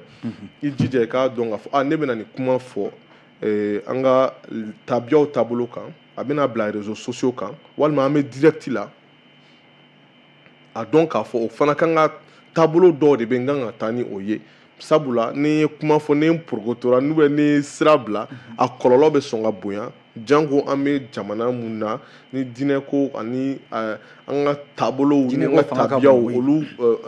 olu ye jɔsen ye adamadenw bolo mun kɔni nafa ka bon kosɛbɛ o de la k'a ye k'a fɔ ko diinɛma caman yɛrɛ bɛ to ka mɔgɔw dɔw jaabi minnu bɛ bɔlɔlɔ foroba kumayɔrɔw kan ne o ye ne hakilina ye dɛ ne bolo ko tɛ mun nafaba bɛ mun na ka d'a kan olu kan ka u yɛrɛ sen bɔ o ko in na u man kan ka tugu o kuma ninnu kɔ minnu bɛ cari kosɛbɛ bɔlɔlɔ foroba kumayɔrɔ kan k'a fɔ k'u bɛ olu dɔw mɔgɔ dɔw jaabi sabula i bɛ taa sɔrɔ tanga dɔ de bɛ yen o dalen don o mɔgɔw kan nka n ko bɛ o jaabili sugu dɔw de ma nka i bɛ taa sɔrɔ fana ni gɛlɛya dɔw bɛ yen walima ni kungo dɔw bɛ yen ɲɛmaaw i mana kɛ ladala ɲɛmaa ye walima i mana kɛ diinɛ ɲɛmaa ye a ka ca ala fɛ i k'i sen don i k'i da don o kumaw la olu fana bɛ kɛ sabula i bɛ taa sɔrɔ maa min fana tugulen don e kɔ o gɛlɛyaw b'olu kan o la komi e kan yankan ka bon ka tɛmɛ olu kan e fana b'o olu o kumakanw lase dɔw b'a lase lajɛ dɔw senfɛ u ni ɲɛma dɔw cɛ dɔw fana b'a lase bɔlɔlɔ foroba kumayɔrɔ fɛ sabula yen fana de ye sira ye mun b'a to a bɛ se mɔgɔ caman ma teliya la k'a sɔrɔ a musaka ma bonya nka o fana la bi bi in na i n'a fɔ an ɲɛ b'a la cogo min na o ni o ko a kɔlɔlɔtan tɛ bi bi in na o de la a ka kan fana hakili an kɔni k'a ko lajɛ ni hakili ye k'a jateminɛ ko ɲuman k'a ye k'a fɔ ne bɛ nin jɔyɔrɔ in na n man kan ka kuma sugu dɔw kɔni fɔ cogo sugu dɔw la surtout n'i ye jamatigi ye surtout n'i ye jamatigi i y'a fɔ i bɛ kuma jama de ye bon kuma bɛ kuma la n'i y'o fɔ a bɛ se ka kɛ a bɛ maaw muruti i n'a fɔ an ye waati laban in na an ye diinɛ ɲɛmaa dɔw minɛnen sariya tigilamaw fɛ k'a fɔ o bɛ kɛ jama muruti sababu ye o bɛ kɛ kuma ye ka ɲɛsin jamana ma o n'a ɲɔgɔnna caman olu b'a la ani ka wɛrɛw fana b'a la mun bɛ se ka na kɛrɛnkɛrɛnnenya ni mankan dɔw ye diinɛ wɛrɛw maaw ni ɲɔgɔn cɛ walima mɔgɔ minnu ka taabolo tɛ kelen n'a bɛ se ka na ni furuku ye olu ni ɲɔgɔn cɛ o la a ka kan i fana ko o jateminɛ ko ɲuman nka bi bi in na yala ko bɛna se ka kunbɛn cogo di walima an bɛna se ka a ko encadrer ka se ka a kolon ani ɲuman tɔmɔ ka bɔ ɲɔgɔn na cogo di k'a tɛntɛn ka ɲɛ cogo di o fana la hakili jagabɔ yɛrɛ de kan ka kɛ k'an sigi k'a lajɛ cogo min na nin ko taabolo kan ka kɛ sabula n'i y'a jateminɛ i b'a ye k'a fɔ bi bi in na structure jumɛn bɛ occuper réseaux sociaux la kɛrɛnkɛrɛnnenya la bi bi in na Mali la c'est à dire que sariya yɛrɛ b'a daga jɔn k'i occuper a la hali n'i y'a ye bi bi in na média kunnafoni di sira minnu bɛ réseaux sociaux kan sisan jɔn b'i occuper a la minnu bɛ en ligne jɔn b'i occuper a la n'i taara Aki fɛ olu b'a fɔ ko ayi i bɛ taa maison de la presse fɛ yen olu t'u sinsin o kan kosɛbɛ i bɛ taa Appel Mali fɛ yen olu ye jɛkulu ye a baarakɛlaw yɛrɛ jɛra ka jɛkulu mun bila sen kan olu ni jamana marabaaw ka baarada mun bilala kama kɛrɛnkɛrɛnnen la o fana tɛ kelen i bɛ kaba sɔrɔ Burkina kɔrɔ olu ye cakɛda dɔ sigi kɛrɛnkɛrɛnna ko n'i bɛ bɔlɔsira fɛ n'i ye abonné dɔ sɔrɔ jama dɔ bɛ e dɔn i bɛ baara min kɛ u b'o la ko dɔn ni e sera o ma dɔrɔn i bɛ kɛ média ye olu fɛ yen donc maintenant sira dɔ de bɛ yen i kan ka taa sira min fɛ Burkina kɔrɔ o b'a yira ko a ma régulariser anw fɛ halisa bi bi in na an bɛ wagati min na ko sisan a ko bɛɛ lajɛlen ma régulariser ka ɲɛ ni a mɔgɔ caman kuma olu b'a fɔ k'olu ye fɛɛrɛ dɔw ta k'a selen don CNT la k'a kan ka waleya ka bila sen kan donc o b'a jira k'a fɔ hali bi bi in na an bɛ wagati min na ko sisan a ko ɲɛ bɛrɛ kɔni bɛɛ lajɛlen ma se ka bila sen kan jɔsenw bɛɛ lajɛlen ma bila sen kan walasa a ko bɛɛ lajɛlen ka se ka ɲɛnabɔ ko ɲuman o de y'a to i b'a ye k'a fɔ i bɛ t'i sara jɔn na ni ne ko ko n bɛ média dayɛlɛ bi bi in na réseaux sociaux kan ni n ye mɔgɔ sɔrɔ mun bɛ se site dilan na n'a y'a sɔrɔ n terikɛ don n'i bɛ fɛ ka taa site yɛrɛ fɛ n'o tɛ ni page yɛrɛ don i yɛrɛ b'i connecter i ka compte la dɔrɔn i b'a dayɛlɛ i bɛ tɛmɛ n'i yɛrɛ ye n'i ko k'i b'a donc i bɛ tɛmɛ n'i yɛrɛ donc mɔgɔ wɛrɛ tɛ n'i ɲininka i y'a kɛ cogo di jɔn ye yamaruya d'i ma jɔn y'a fɔ k'i ka nin kɛ sini e b'i ka plateau sigi n'i ye mɔgɔ dɔw sɔrɔ mun bɛ se ka musaka d'i ma i bɛ to k'o tɔgɔ fɔ tuma dɔw la i b'i ka jɛmukanw bila sen kan donc o la i b'a ye k'a fɔ ko i tɛ taa démarche wɛrɛ kɛ mɔgɔ wɛrɛ fɛ yen pour que k'o fɛngɛw bila sen kan donc o fana ye gɛlɛya dɔ ye mun b'a to bi bi in na a kɛlen don fɛrɛkɛnɛ ye bɛɛ lajɛlen ni i bɛ wuli dɔrɔn ka taga a kɛlen don birisa ɲagami ye. d'accord Sanba Balo aw minnu bɛ réseau kan kuma bɛɛ birisa ɲagami est ce que jamana ka nafa bɛ nin na nin waati in na est ce que mɔgɔw fana tɛ k'u yɛrɛ don kunbala na halisa page dayɛlɛw la ka fɛnw dayɛlɛ mɔgɔ i t'a dɔn i yɛrɛ t'a dɔn i bɛ baara min k'a la dɔw yɛrɛ t'a dɔn hali u bɛ baara min k'a la sabu i b'a sɔrɔ a dɔw bɛ t'u sigi kuma caman na nka u yɛrɛ t'a dɔn finalité yɛrɛ ye mun ye u bolo. En fait, c'est ça le problème yɛrɛ o de puisque i b'a dɔn ko in na aspect lucratif jɔra ka bɔ a la kojugu quoi puisque voilà nafasɔrɔ sira jɔra ka bon a ko in na kojugu quoi puisque mɔgɔ caman yɛrɛ bɛ na en fait u bolo fɛn sɔrɔ tellement don quoi parce que n'i ka trépied n'i ka téléphone ta ani ka micro i bɛ taa reportage kɛ a mana kɛ cogo cogo i bɛ jigin 10 000 fara ou bien jigin ne donc de fait que o aspect ninnu bɛ na donc u bɛ taa essayer cogoya si la ka taga n'u yɛrɛ parce que i b'a problème yɛrɛ bɔ an yɛrɛ surtout la jeunesse an minnu ye denmisɛnninw ye jamana kɔnɔna la i b'a dɔn patience tɛ an na et en même temps aussi on n'a pas le temps k'a fɔ ko an bɛ an yɛrɛ kalan ou bien k'an yɛrɛ professionnaliser quoi puisque en fait jama bɛ adamaden nɛgɛn de quoi jama bɛ mɔgɔninfin nɛgɛn i ma e bɛ taa vidéo kelen kɛ bi dɔw yɛrɛ bɛ t'u sigi plateau ni fɛnw kan j'ai 3000 vues j'ai 1 million de vues en 2 heures en 3 heures en fait ça n'est rien quoi c'est comme si ni mɔgɔ dɔ wulila hali bi ka a bɛ hakɛ to ka fanini kɛ k'a bila Facebook kan o b'o jama kelen sɔrɔ ou bien ka mɔgɔ dɔ ta dɔrɔn k'a lagosi o b'o nombre de vues kelen sɔrɔ donc nombre de vues tɛ le plus important le plus important ye n'i ma ɲa k'i b'a k'i ka baara ye baara de don baara yɛrɛ de don Facebook kan baara de don mɔgɔ dama min bɛ yen nɔ bi n'olu b'u ka denbaya balo Facebook kan à travers les e-commerce et autres la mɔgɔ t'o da dɔn donc o ɲɔgɔnnaw baden de bɛ yen nɔ donc il va falloir que mɔgɔw fana ka essayer a da sera appel Mali mɔgɔw ma n'a ye jateminɛ jɛkulu de don u farala ɲɔgɔn kan u b'u yɛrɛ kala ne yɛrɛ doni blog membre ye Georges ye min secrétaire général ne yɛrɛ ye doni blog membre ye doni blog ninnu ni organisation tɔw u bɛ ka baara dɔ kɛ bi baara belebeleba de don ni mɔgɔw kan k'u féliciter a la n'u b'a fɔ ko éducation aux médias u bɛ jeunes minnu bɛ yen nɔ ni bɔlɔlɔ sira ni baaraw ni fɛnw ka di ye u b'u éduquer yɛrɛ en réalité c'est quoi même un média puisque mɔgɔ caman de bɛ yen nɔ minnu t'o dɔn a bɛ dɔw kɔnɔ ko n'i ye page kelen créer karisa 24 ou bien karisa 26 voilà 24 ka ca non 24 dan t'o la yɛrɛ i m'a faamuya Mali diɲɛ tugu bɛɛ bɛ yen nɔ 24 bɛ diɲɛ tugu bɛɛ bɛ yen nɔ TV bɛ yɔrɔ voilà donc o de ye problème ye i b'a falloir que n'i y'o créer n'a ma ɲɛ ko o diyar'i ye ko o baara in ka di ye il faut que i ka essayer ka i yɛrɛ former ka i yɛrɛ gɛrɛ mɔgɔw la minnu y'a daminɛ ɲɛ dɔnniya bɛ minnu na dɔw bɛ yen nɔ olu bɛ baara in na a ka ca ni san 10 ye ɲinan kɔ mɔgɔ ka dɔgɔyama ma s'u ma u bonyalen don mɔgɔw ka respect b'u kan parce que u y'a dɔn ne bɛ nin na nin ye ne jɛ ne ka kan ka taga nin kalan cogo di ka se k'an yɛrɛ professionnaliser olu badenw bɛ yen nɔ mais n'a nana kɛ nɔ an ka boli tɔgɔ nɔfɛ an ka boli bezi nɔfɛ an ka boli fɛn caman nɔfɛ ce qui est sur loi fana bɛ boli nɔfɛ don. n'o tɛ mɔgɔw bɛ hali média ba minnu ye ni mɔgɔw sɔnnen don u bɛ réseau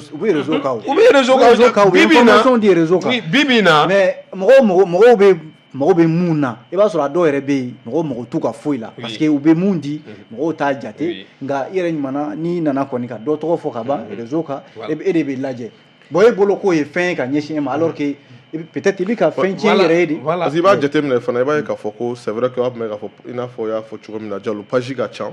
mais page mun bɛ taa kunnafoni ɲini ka taa kunnafoni ɲini u yɛrɛ ye ka n'a bila o man ca c'est à dire que caman bɛ yen mɔgɔw bɛ taa kunnafoniw ɲini ka n'a bila olu bɛ sɔrɔ k'o cari u b'a ta u bɛ se ka kɛ dɔw yɛrɛ bɛ wali photo yɛrɛ ta u b'i tɔgɔ bɔ a la u b'u yɛrɛ tɔgɔ bila a la walima voilà donc i bɛ taa sɔrɔ olu tɛ taa kunnafoni ɲini u tɛ taa kunnafoni ɲini ni baara u t'a kɛ parce que n'i taara dɔ ɲini ka na n'i nana ni mun ye i ka balan kɔnɔ i b'o minɛ k'o sɛgɛsɛgɛ ni i bɛ sɔrɔ ka mɔgɔ wɛrɛw fana wele k'o sɛgɛsɛgɛ ka sɔrɔ k'o fara ɲɔgɔn kan o n'o nafɛnw fɛ ka sɔrɔ ka kɛ kunnafoni mɔlen ye i bolo olu t'o baara kɛ donc o baara dun filɛ nin ye o ka gɛlɛn sabula ni e wulila ka taga terrain kan sisan i bɛ carburant i bɛ taji de ta i bɛ ci mun na i b'o bila i bɛ taa i bɛ moto walima mobili n'o b'i bolo n'o se b'i ye ka taga o la i bɛ caméra walima enregistreur kan talan u bɛ baara kɛ ni min ye o bɛɛ ye musakaw de ye e bɛ n'o ta ka t'o baaraw kɛ ka n'o bila mɔgɔ wɛrɛw b'o ta dɔrɔn k'o cari donc o b'a ye k'a fɔ ko minnu bɛ a ɲini ni baara yɛrɛ kɛ kɛrɛnkɛrɛnya la i bɛ taa sɔrɔ olu mɔgɔ wɛrɛw bɛ tɔnɔ min sɔrɔ o ɲinini na mɔgɔw bɛ tɔnɔ min sɔrɔ wali baara la réseau kan minnu yɛrɛ b'a kɛ olu t'a sɔrɔ olu sama kuma kun b'i bolo oui o baden de parce que e ne mɔgɔ dɔw jateminɛ bi page 5 bɛ dɔw bolo 6 bɛ dɔw bolo peut-être Georges bɛ ou bien Araskebe bɛ fɛn dɔ bila a ka média kan sisan a tigilamɔgɔ b'o ta bi a bɛ togo falsifier a b'a bila a ka page dɔ kan application bɛ yen nɔ minnu bɛ se ka mɔgɔ permettre i ka se ka page 5 6 gérer yɔrɔnin kelen en même temps ka programmation ni fɛnw kɛ donc de fait que o bɛ bila je me rappelle ni journaliste dɔw tun bɛ ɲɔgɔn kan formation na il y a pas très longtemps Joliba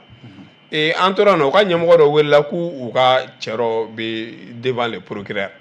a y'a kuma fɔ en fait a ye dɔ de ka article ta a ka journal sanfɛ article in bɔra ni dossier dɔ de dɔ kan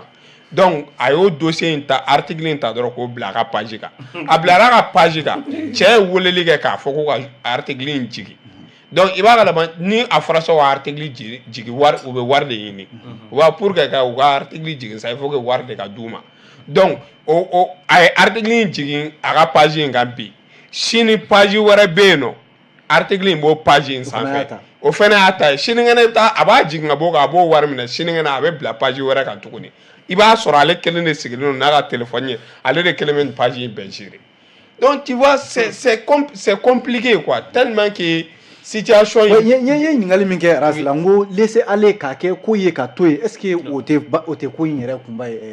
Samba bon laisser aller tɛ dɛ laisser aller tɛ puisque i b'a dɔn ko ye processus parce que ni ko nana kɛ nin cogoya la tan bɛɛ b'a kɛ c'est comme si a yera ka to ye de oui ko ye processus de donc ni processus lancera puisque bi bi in na a diyara mɔgɔ ye a ma diya mɔgɔ ye o réseau ye fanga de i mana kɛ mɔgɔ ye bi i ka influence pour que i k'a sɔrɔ réseau de don i bɛ yɔrɔ o yɔrɔ la bi tant que o de kosɔn i b'a lajɛ k'a daminɛ a politique mɔgɔw la a commerçant a mɔgɔ i bɛ taa sɔrɔ vidéomaniw ni activistes b'u bɛɛ bolo donc olu fana ka kɛlɛ tɛ c'est à dire ne yɛrɛ ni Georges ka kɛlɛ tɛ min yɛrɛ olu de ka kɛlɛ ye o ye olu de b'o ta k'o yanga i m'a faamuya olu de b'o ta k'o yanga la moindre des choses seulement u b'o ta k'o kɛ diɲɛ minɛ donc n'i tagara o cadre kɔnɔna la en fait i bɛ ko o ko kɛ il faut le faire avec réserve i bɛ ko o ko kɛ il faut le faire avec professionnalisme avec la responsabilité hali n'i ye ko sɔrɔ o la mɔgɔw b'a fɔ ko karisa kɔni nin erreur de y'a sɔrɔ i m'a faamuya mais mɔgɔ mana e dɔn ni o ye nin ko morali in ye ni ko in sɔrɔ a tɛ bali mɔgɔ la quoi parce que i jogo de don mɔgɔw ka vie privée tɛ se ka taa k'e ka wari ɲini yɔrɔ ye sa taa wari ɲini voilà en fait taa wari ɲini quoi mais kan'i sigi k'a layɛ non karisa ye dɔnkilidala ye ani karisa a ye kɔnɔ da karisa la k'o minɛ k'o kɛ diɲɛ wuli k'o tɔgɔ ne fɛnw ta maintenant je me rappelle bien il y a pas a mɛnna dɔrɔn a bɛ san 2 3 bɔ bi et dɔnkilidala dɔ bɛ yen nɔ a ye dɔnkili da npogotiginin dɔ tun b'a la a tun bɛ ka dɔn kɛ npogotiginin yɛrɛ a bɛ ka dɔn kɛ mais ɲɛda in tɛ k'a ye quoi i m'a faamuya a bɛ ka dɔn kɛ c'est une danse un peu osée mais ne ye malien activiste dɔ ye quelqu'un qui se dit juriste a bɛ télé web TV b'a bolo a yɛrɛ kɔnɔ bɛ yan ɲɔgɔn mais o tigilamɔgɔ tilara ka taga ka to o tigi ɲini ka taa denni ɲini k'a photo ɲini k'a photo ta ka na bila page sanfɛ alors que a ye dɔn kɛ a yɛrɛ c'est-à-dire la personne a tout fait pour ne pas que mɔgɔ kana se k'a identifier mais a tigilamɔgɔ taar'o ɲini voilà ka t'o ɲini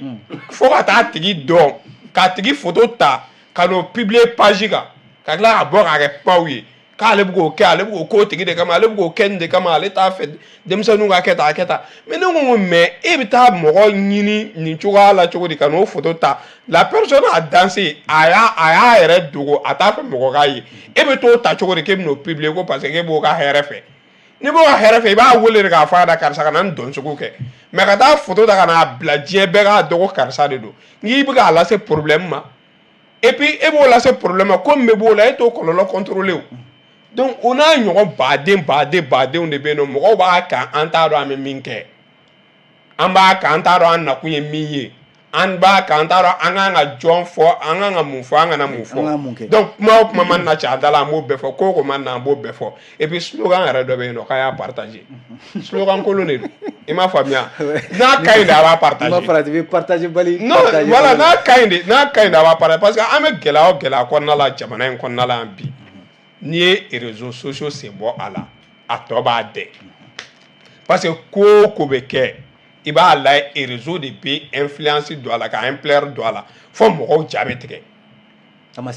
sɔrɔ ko yɛrɛ ma se yɔrɔ min na hali bi bi in na n ka cɛ ni bɛn dɔ pinɛ cira a nɔ sabu fɛn dɔ cira a nɔ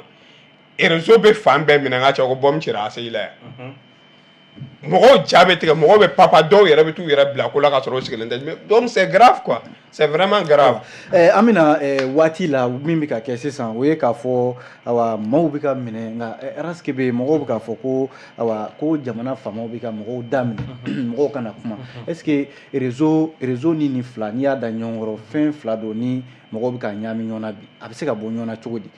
ko mɔgɔw kana kuma an y'a ye Suala Bayaya Haidara ale minɛna ka taa kaso la sabu a ka kuma yira réseaux sociaux de kan maa caman fana bɔra k'a fɔ ko u bɛ ka daminɛ fanga bɛ ka essayer ka u daminɛ réseaux sociaux dun ye yɔrɔ ye Sanba y'a fɔ n'i ma na ni i ka laɲini ye k'a da kɛnɛ ka maaw ka faamu ni kuma bɔra i da kuma faratilen o fana bɛ se ka kɛ kɔlɔlɔ ye bi réseau de bɛ ka kow teliya tɛmɛsira teliman de don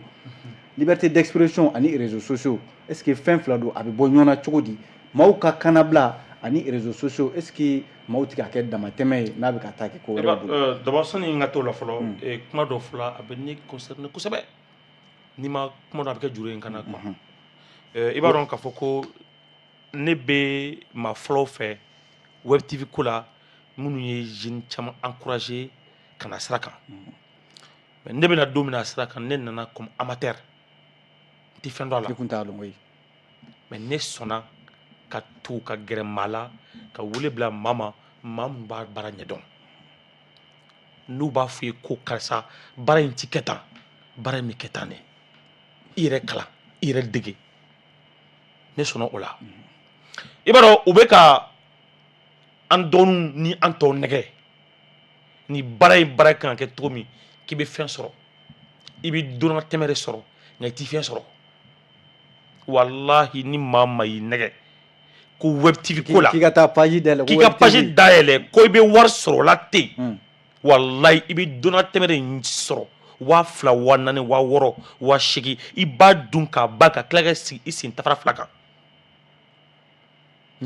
fɛn min sɔrɔ baara in na nka maaw bɛ ka maa minnu lajɛ ko an b'u ta ɲɔgɔn kɛ walahi i tɛ dɔrɔmɛ sɔrɔ i tɛ carrière kɛ i ka baara kɔnɔna na je sais de quoi je parle Amadou Georges b'a dɔn n bɛ ka min fɔ mais n bɛ jigin an kɔrɔw la Georges ninnu ɲɔgɔn caman parce qu'il faut le dire Georges parce que kuma dɔ la kɔrɔw ti sɔn ka dɔɔninw gɛrɛ u yɛrɛ la k'u kalan k'u bilasira ka sira yir'u la je le dis hein maa caman bɛ yen bi fili kɔnɔ parce que kɔrɔw ma sira de don kɔrɔ mais kuma dɔ la an bɛ wuli ka se an kɔrɔw ma ko an bɛ fɛ ka baara in kɛ an bilasira Georges u t'an bilasira ne yɛrɛ tila o victime siɲɛ caman t'a da dɔn mais timinandiya hali sini min kɛra don o don pour que ka se ka baara in dɔn donc parce que jeunes bɛ na bi aujourd'hui baaradanya de don walahi jalo baaradanya de don ils n'ont pas de boulot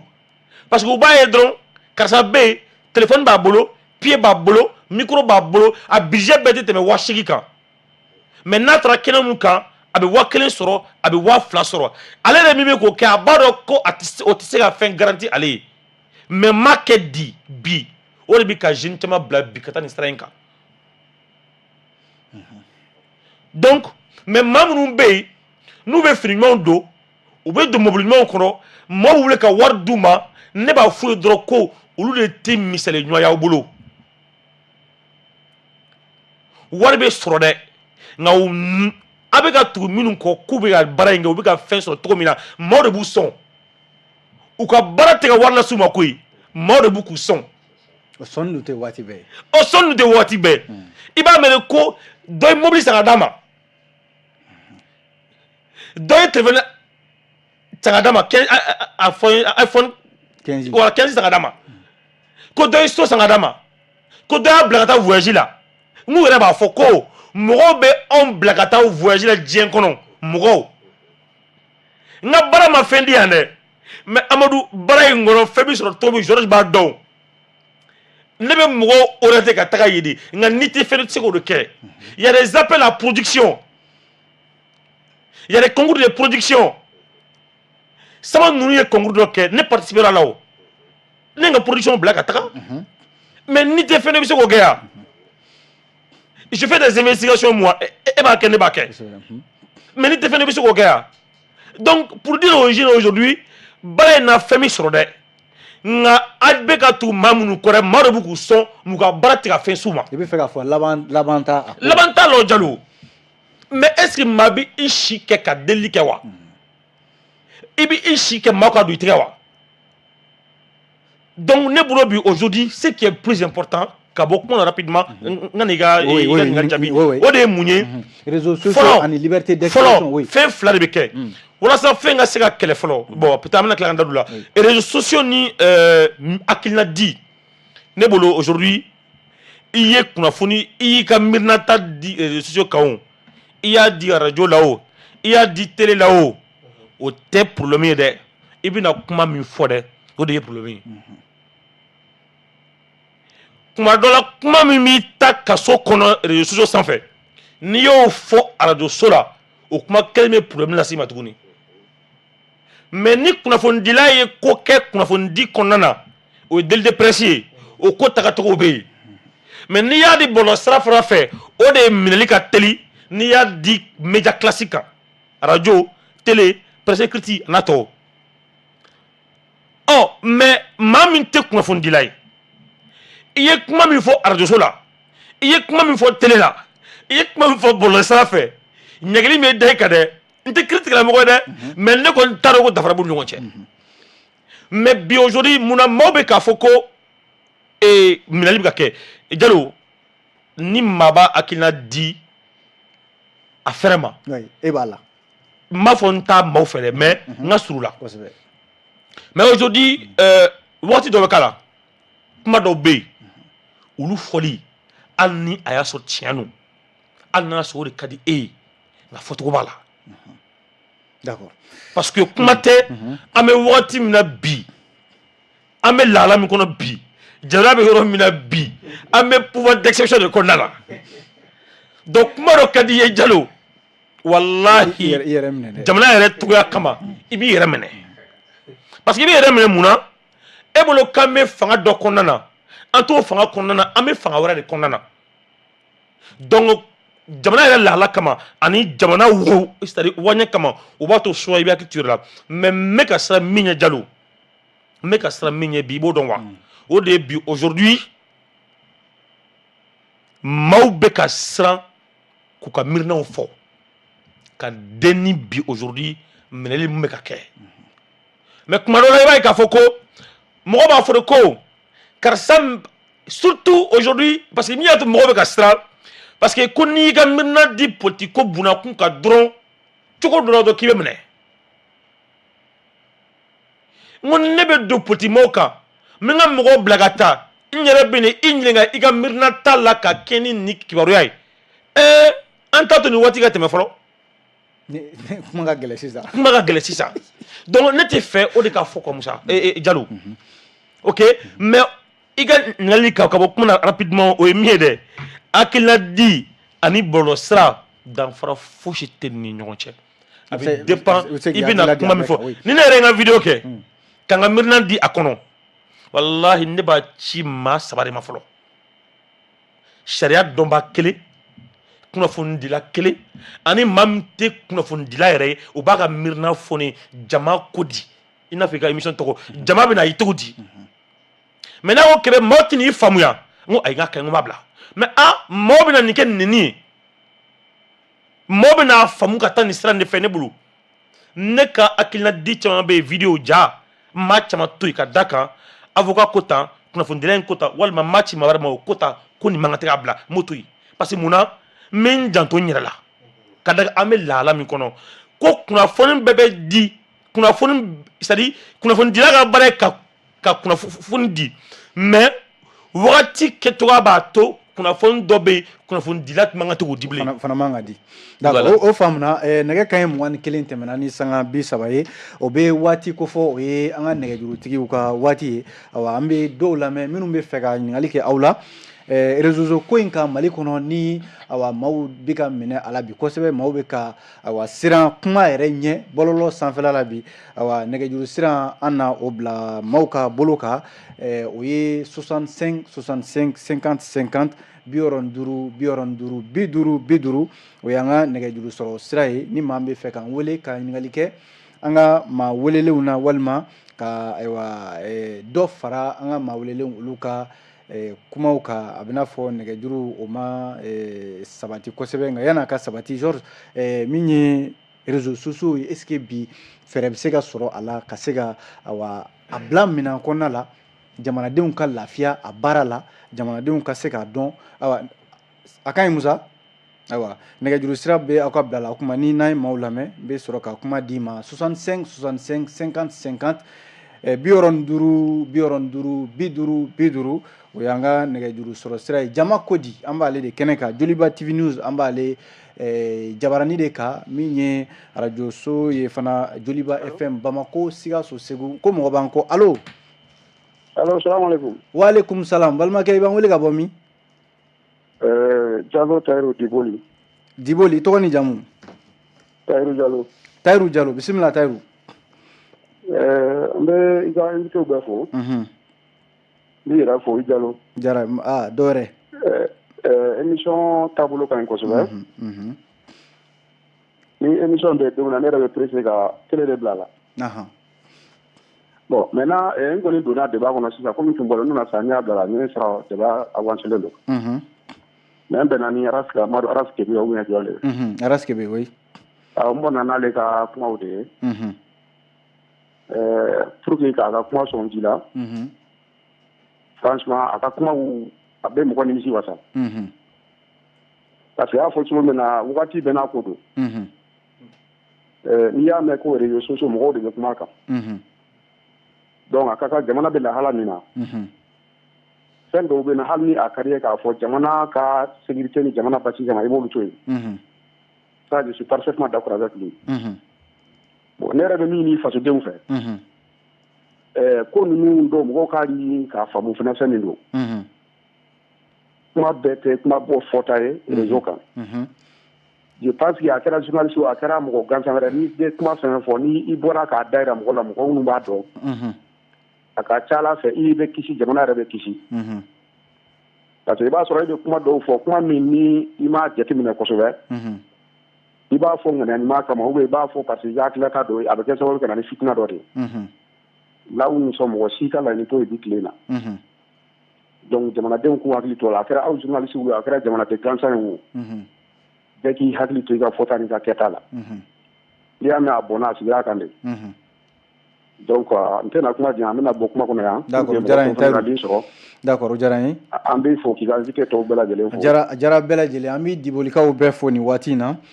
nɛgɛjuru sira bɛ aw ka bila la 65 65 50 50 65 jama ko di jɛmukan an b'ale de kɛlɛ ka Joliba TV News ale sanfɛ min ye bɔlɔlɔ kungo kuma ye an b'ale de ka bi allo o taara 65 65 50 50 65 jama ko di an b'ale jɛmukan kɛnɛ ka Joliba TV News an b'ale de ka allo waaleykum salam balimakɛ i b'an wele ka bɔ min Sanfili i tɔgɔ ni jamu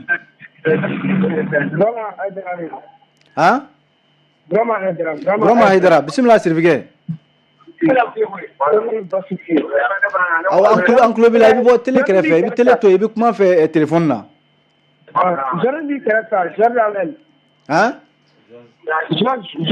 awɔ Georges Voilà, c'est Georges coordonné. A tulo b'i la Allo Georges. Oui, Haidara an ce. An ce. I ka coordonné fɔlɔ sɔrɔ walayi. Dawudi RFI wagati min b'i lamɛn i ka kuma ka tɛmɛ dɛ. Baasi tɛ. Ceni baraje. An b'i fo. Hadara an bɛ sanfilika bɛɛ fo. Nɛgɛjuru sira b'aw ka bila la ale ta kun ye a bɛ n'a fɔ ale tun bɛ ka Georges de fo Georges ko ka d'ale kosɛbɛ 65 65 50 50 65 50 50 allo allo allo allo Musa an tɛ maa wɛrɛ ɲini 65 65 50 50 65 50 jama ko di jɛmukan an b'ale de kɛnɛ kan allo allo ayiwa n'a y'an wele a bɛ bɔ télé kɛrɛfɛ a bɛ télé to yen pewu a bɛ kuma téléphone la o la an bɛ ɲɔgɔn faamu kosɛbɛ n'a y'an sɔrɔ dɔrɔn a ye kuma téléphone na a ka télé to yen allo an ba i b'an wele ka bɔ min Mopti i tɔgɔ ni jamu Kalifa Kulubali Kulubali bisimila baasi foyi t'an na Moptikaw dun bisimila kibaruya jumɛn bɛ yen kibaruya juguman foyi tɛ an ka émission kɔni a taabolo ka d'an ye kojugu a bɛ ka mun fɔ nin vraiment jamana position min na bi kuma o kuma na a man kan ka to ka fɔ aw yɛrɛ a sirannen don wa an sirannen don dɛ ayiwa an bɛ dugawu kɛ ala ka hakili ɲuman d'an bɛɛ lajɛlen ma amin amin ala ka jamana in basigi ni ala ka dugawu ma an bɛ Moptikaw bɛɛ fo nɛgɛjuru sira bɛ aw ka bila la 65 65 50 50 ni maa min bɛ fɛ ka hakilila di walima n'i bɛ fɛ ka ɲininkali kɛ an ka maa welelenw na i bisimila allo mɔgɔ b'an kɔ allo allo balimakɛ i b'an wele ka bɔ min ne ye Lasina Sise ka bɔ Banankabugu la Lasina bisimila somɔgɔw tɔɔrɔ sanna a ka baro taabolo ka ɲi nka komi ne kɔni tɛ hakilila dɔ ye ka di aw ma n'a fɔ ka dɔ fara a ka cogoya kan quoi jamana in komi alhamdulilayi an bɛ ala deli ala k'a k'an bɛɛ sago ye an bɛ yɔrɔ min na jamana ye bɛɛ ɲɛ b'a la an dabolo a bɛ ka maliden bɛɛ ja bon waati tiɲɛ yɛrɛ la ni min kɔni ni min ɲini hakilima bɛɛ fɛ bɛɛ ka kɛ ɲɛnikɛla de ye an bɛɛ k'an jan n'o ɲɛni kumaw na adamaden i bɛ kuma min fɔ n'a bɛ tiɲɛni kɛ n'a tɛ tiɲɛni kɛ kabini a fɔtɔ i yɛrɛ b'a dɔn jamana dun bɛ yɔrɔ min na bi a ɲɛni de dagadan bɛɛ la ko wɛrɛ ka don a kɔnɔ yen bon an k'a lajɛ an k'an ka fanga faamu ni fanga y'a ka hakilila kɛ k'a bɛ aw ka ɲinifɛn d'a ma waati aw fana kan ka kɛ kodɔnna ni sabaliba ye ka fɛn dɔw bɛ k'a bɛɛ to yen ko n'a kɛra ɲɛni k'u dama ye n'a y'a sago sɔrɔ don min na o tumana n'a bɛ min tajurusara minnu ɲini ɲɔgɔn na a b'o ɲini ɲɔgɔn na nka aw bɛɛ bɛ fɛn min nɔfɛ o fɛn yɛrɛ tɛgɛ sɔrɔ ka k'a sago ye tuma min na n'a ko k'aw yɛrɛ dama ni ɲɔgɔn cɛ k'aw b'o gɛlɛya donc n'ala fara kan a bɛɛ bɛ taa k'a danbɛ ala k'an kisi o ma bon ne kɔni ye ne ka hakilila ye ka di aw ma ani aw k'o lase mɔgɔw ma aw minnu ye journaliste ye tiɲɛ yɛrɛ la a y'a lajɛ a ka kuma mɔgɔw fɛ vraiment tajuru sara an tɛ tajuru sara waati la an tɛ kɛlɛ waati la an tɛ fɔɲɔgɔn ɲɔgɔn waati la aya fanga ka di ye fanga man di an don waati la an bɛ jamana ko waati de la o kun ye ne ka hakilila de tiɲɛ yɛrɛ la f'o de ka faamu n'o ma faamu an fɛ dɔrɔn baara in a bɛ gɛlɛya dɛ wala parce que a ye kuma yɛrɛ wuli min kan n'o ye an ka karamɔgɔ ta ye fanfɛla ye bɛɛ b'a dɔn a bɛ gɛlɛya kanuba caman ma nka sariya ye an bɛɛ ka sariya sigilen de a ma boli cogo an ka dɔn ko faso sariya dɔ de don a ka fɔ an fɛ an ka faso bonya fɛn bɛɛ o de b'an bɛɛ lafiya o de kun don ayiwa an b'i fo kosɛbɛ Lasina an b'i fo an bɛ Banankabugukaw bɛɛ lajɛlen fo Musa an bɛ maa fila ta an bɛ sɔrɔ ka kuma di an ka maa welelenw ma 65 65 50 50 allo an sun balimakɛ i b'an wele ka bɔ min wa an tulo b'i la balimakɛ i b'an wele ka bɔ min ka bɔ Mopti i tɔgɔ ni jamu Isa Danbele Isa bisimila ça aw fɛ an ye jɛmukan lamɛn ok n'a ye jɛmukan lamɛn awɔ ni hakilina min bɛ yen ni mɔgɔ b'a la ka fɔ sisan ko transition fanga ye fanga min ye k'a ni fanga si tɛ kelen ko an kan ka fɛn o fɛn n'u ja u bɛ se k'o kɛ kuma b'o de jira ko parce que anti démocratie fɛn na fɔlɔ n'o tɛmɛna tuma min na an bɛ sɔrɔ ka na ni fanga nana bɛɛ kɛ fanga nana sigi tuma min na ko démocratie nana an bɛna an sinsin k'o baara walew kɛ dɔw ɲuman na ko an b'an ta sara o la o ti bɛn o donc n'o bɛ se ka kɛ o kɔrɔ ye o bɛ se ka kɛ régime kɔnɔ ne ka hakilina kɔni ye min ye maa o maa ni mɔgɔ k'i b'o baara kɛ tila ka se ka kɛ pouvoir démocratique existe i tɛ se ka kɛ o ka ɲi min na ni maa minnu bɛ transition kɛ n'olu t'u présenter foyi la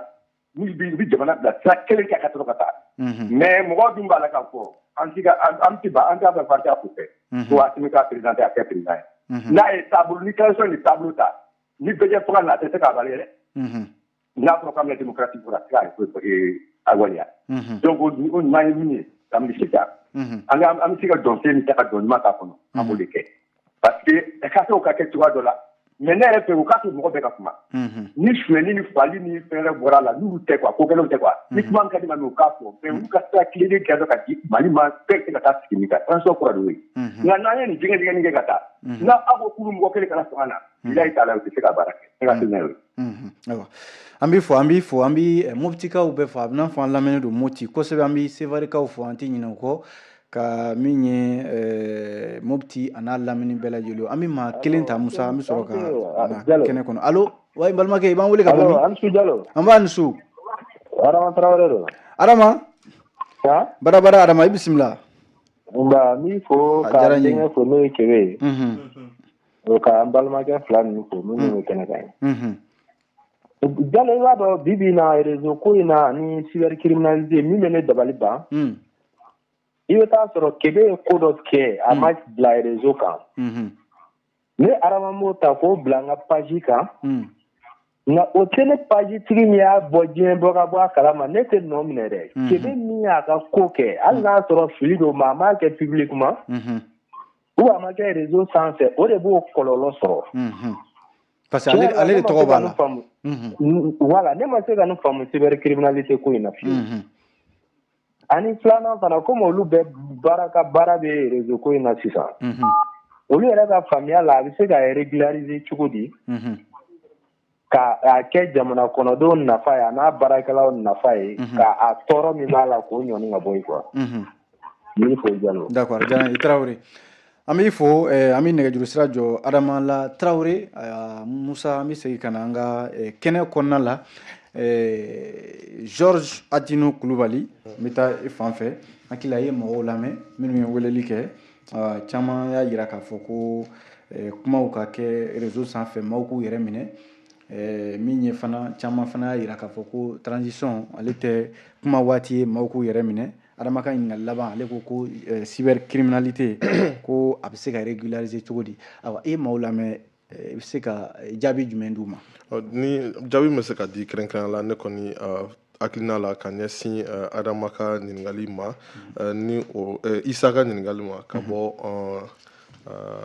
Mopti Isa Mopti oui ale tun bɛ ka kuma kɛrɛnkɛrɛnnenya la k'an bɛ waati min na ko an bɛ ala ka kuma fɔ ko b'a jira de k'a fɔ ko mɔgɔw k'u u ma tun kɔfɛ u ka sɔrɔ ka kuma ni transition tɛmɛna ni min bɛ min kɛ o b'o kɛ laɲini t'o ye nka n'i y'a jateminɛ i b'a ye k'a fɔ ko an bɛ waati kɛrɛnkɛrɛnnen kɔnɔna la an bɛ waati min kɔnɔna la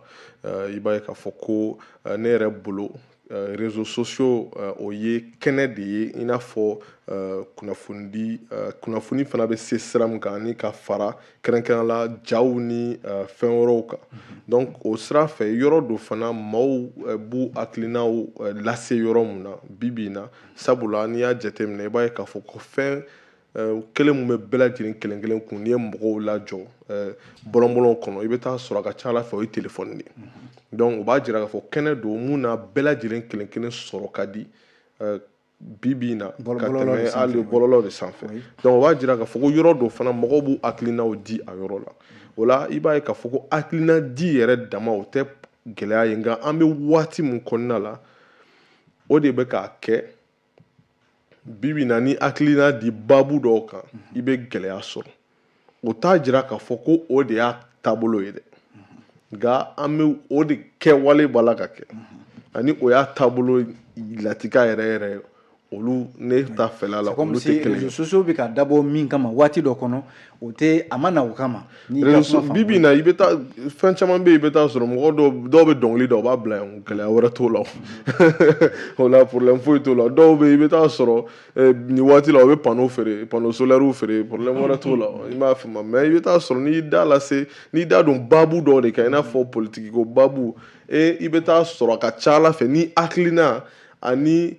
maa caman hakilina tɛ kelen walima maa minnu bɛ se ka latigɛ kɛrɛnkɛrɛnnenw ta olu hakilina tɛ kelen a bɛ se ka kɔlɔlɔ lase ma o dun na an man kan ka taa o sira fɛ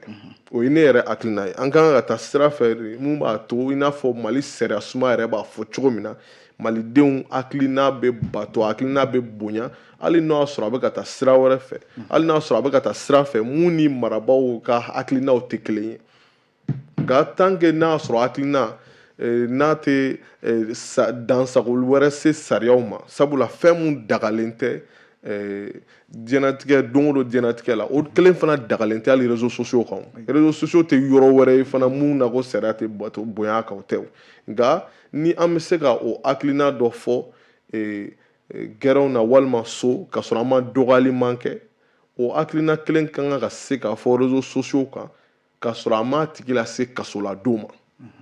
pourquoi ka d'a kan wasa an ka se o bɛjɛ fanga la walima o jɛmu fanga la bibi na mɔgɔw y'u nin di n'i y'a jateminɛ wasa an ka se ka se o la donc o la an ka jamana taabolo fana fɛ an man kan ka o nin di fana o latigɛw lasegin kɔfɛ o de n bɛ fɛ ka kuma k'o de yira i bɛ fɛ k'a fɔ mɔgɔw ka kuma mɔgɔw bɛ se ka kuma réseau kan nka mɔgɔw kan ka se ka kuma mɔgɔw kan ka se ka kuma nka i ka se ka i kuma cogo dɔn fɛn bɛ fɛn min na i ka na i da don o la min fana tɛ ɲɛ sira la bon a bɛ se ka fɔ ten ou bien i tɛ fɛn min dɔn ka t'i da don i tɛ fɛn min dɔn i man kan ka o fɔ ka wasa ka sɔrɔ i t'a dɔn walima i k'a ɲini fɔlɔ k'a dɔn ka sɔrɔ ka ni bɛ fɛ k'i da don a k'i da don a la o kɔfɛ n bɛ se ka mun fɔ ɲininkali dɔ tun bɛ la ka kɛ ko mun de bɛ se ka kɛ wasa ka kow taabolo dilan ka ɲɛ maa minnu yɛrɛ bɛ réseaux sociaux kan k'a dɔn ka fɔ hali n'u ye fɛngɛ dɔw sɔrɔ ja dɔw ye walima n'u ye kumakan dɔw mɛn u k'a dɔn k'a fɔ ko o t'a jira k'a fɔ ko tiɲɛ don n y'a ye réseaux sociaux kan o t'a jira k'a fɔ ko tiɲɛ don n y'a mɛn o t'a jira k'a fɔ ko tiɲɛ don nka olu yɛrɛ kan k'a jate minɛ yala ni kunnafoni ye a bɔra min jɔn y'a lase mun b'a kɔnɔ yala tiɲɛ don wa tiɲɛ tɛ n bɛ se k'a lajɛ k'a ɲɛ ko ɲuman cogo di k'a sɛgɛsɛgɛ ani k'a dɔn k'a fɔ ni kunnafoni a bɔra yɔrɔ min na yala yɔrɔ do danaya bɛ se ka da yɔrɔ kan wa sabula kunnafoni dɔ mun bɔra Joliba yɔrɔ Joliba TV yɔrɔ walima Joliba FM yɔrɔ ani mun bɔra page dɔ créelen bolo ten ka 24 fara o kan ka sɔrɔ a tigi tɛ a baara ɲɛdɔn olu kunnafoniw valeurs tɛ kelen ye donc o de y'a to n b'a fɔ ni mɔgɔw yɛrɛ fana ka kan k'o kɛ parce que kunnafoni ɲuman o tɛ i sagona kunnafoni dama ye min ka di o de fana ye gɛlɛya bibi na mun ka di mɔgɔw tulo ye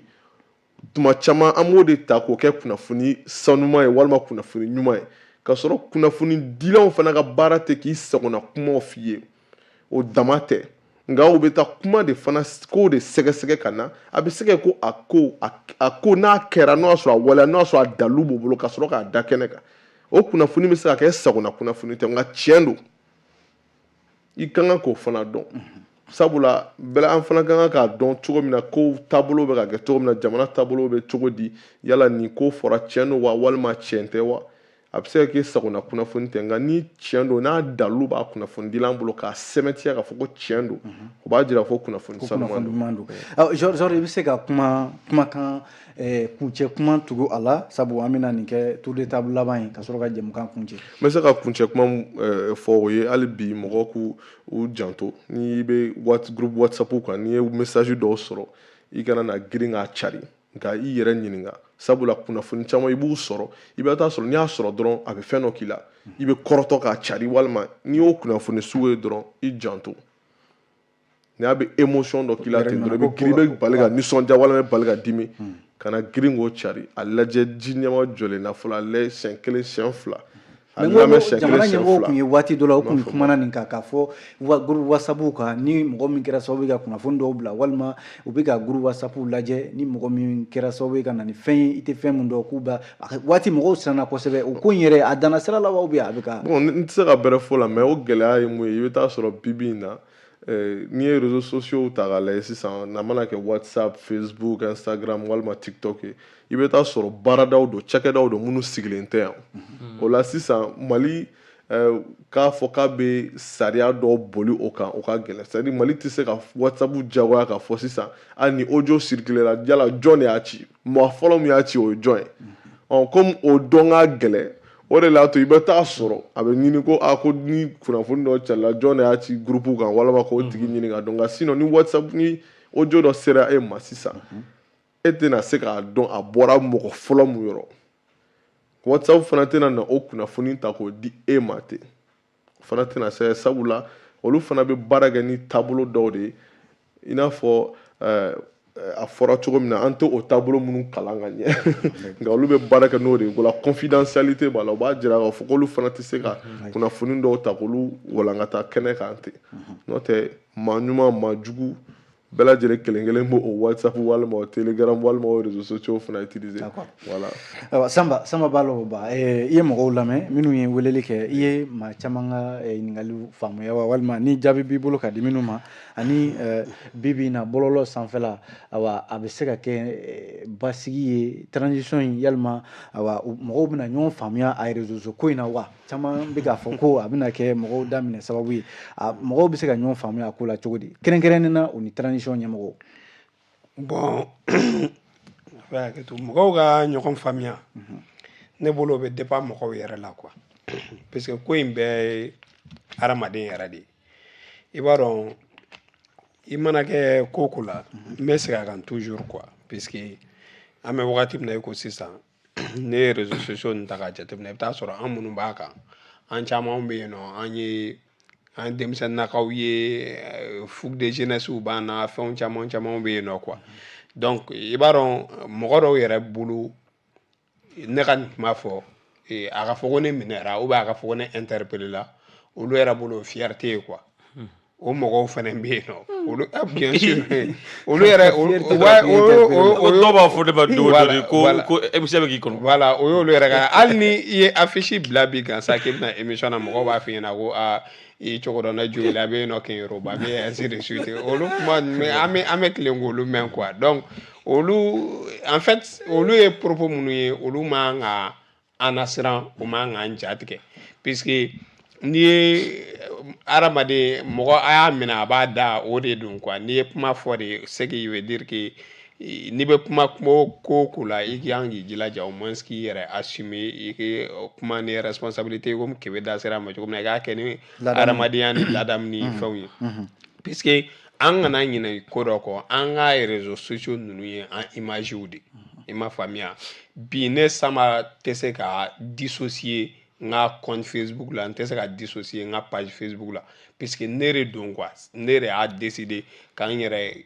allié ni a ye donc ne mana fɛn o fɛn bila c'est comme si o ye ne yɛrɛ de ye quoi ne kan k'a kɛ dɔrɔn ko non de Facebook de ye n bɛ nin bila et puis ça n'a rien à voir voilà ça n'a rien à voir avec moi Samba quoi compte in mɔgɔ si ta tɛ ne ta tɛ a bɛ ne de ka bolo kan ne de bɛ k'a kɛ donc ni ne bɛ ko o ko kɛ ko o ko tɛ ne yɛrɛ tagabolo ye o man ka kɛ ne tagabolo ye Facebook kan ne ni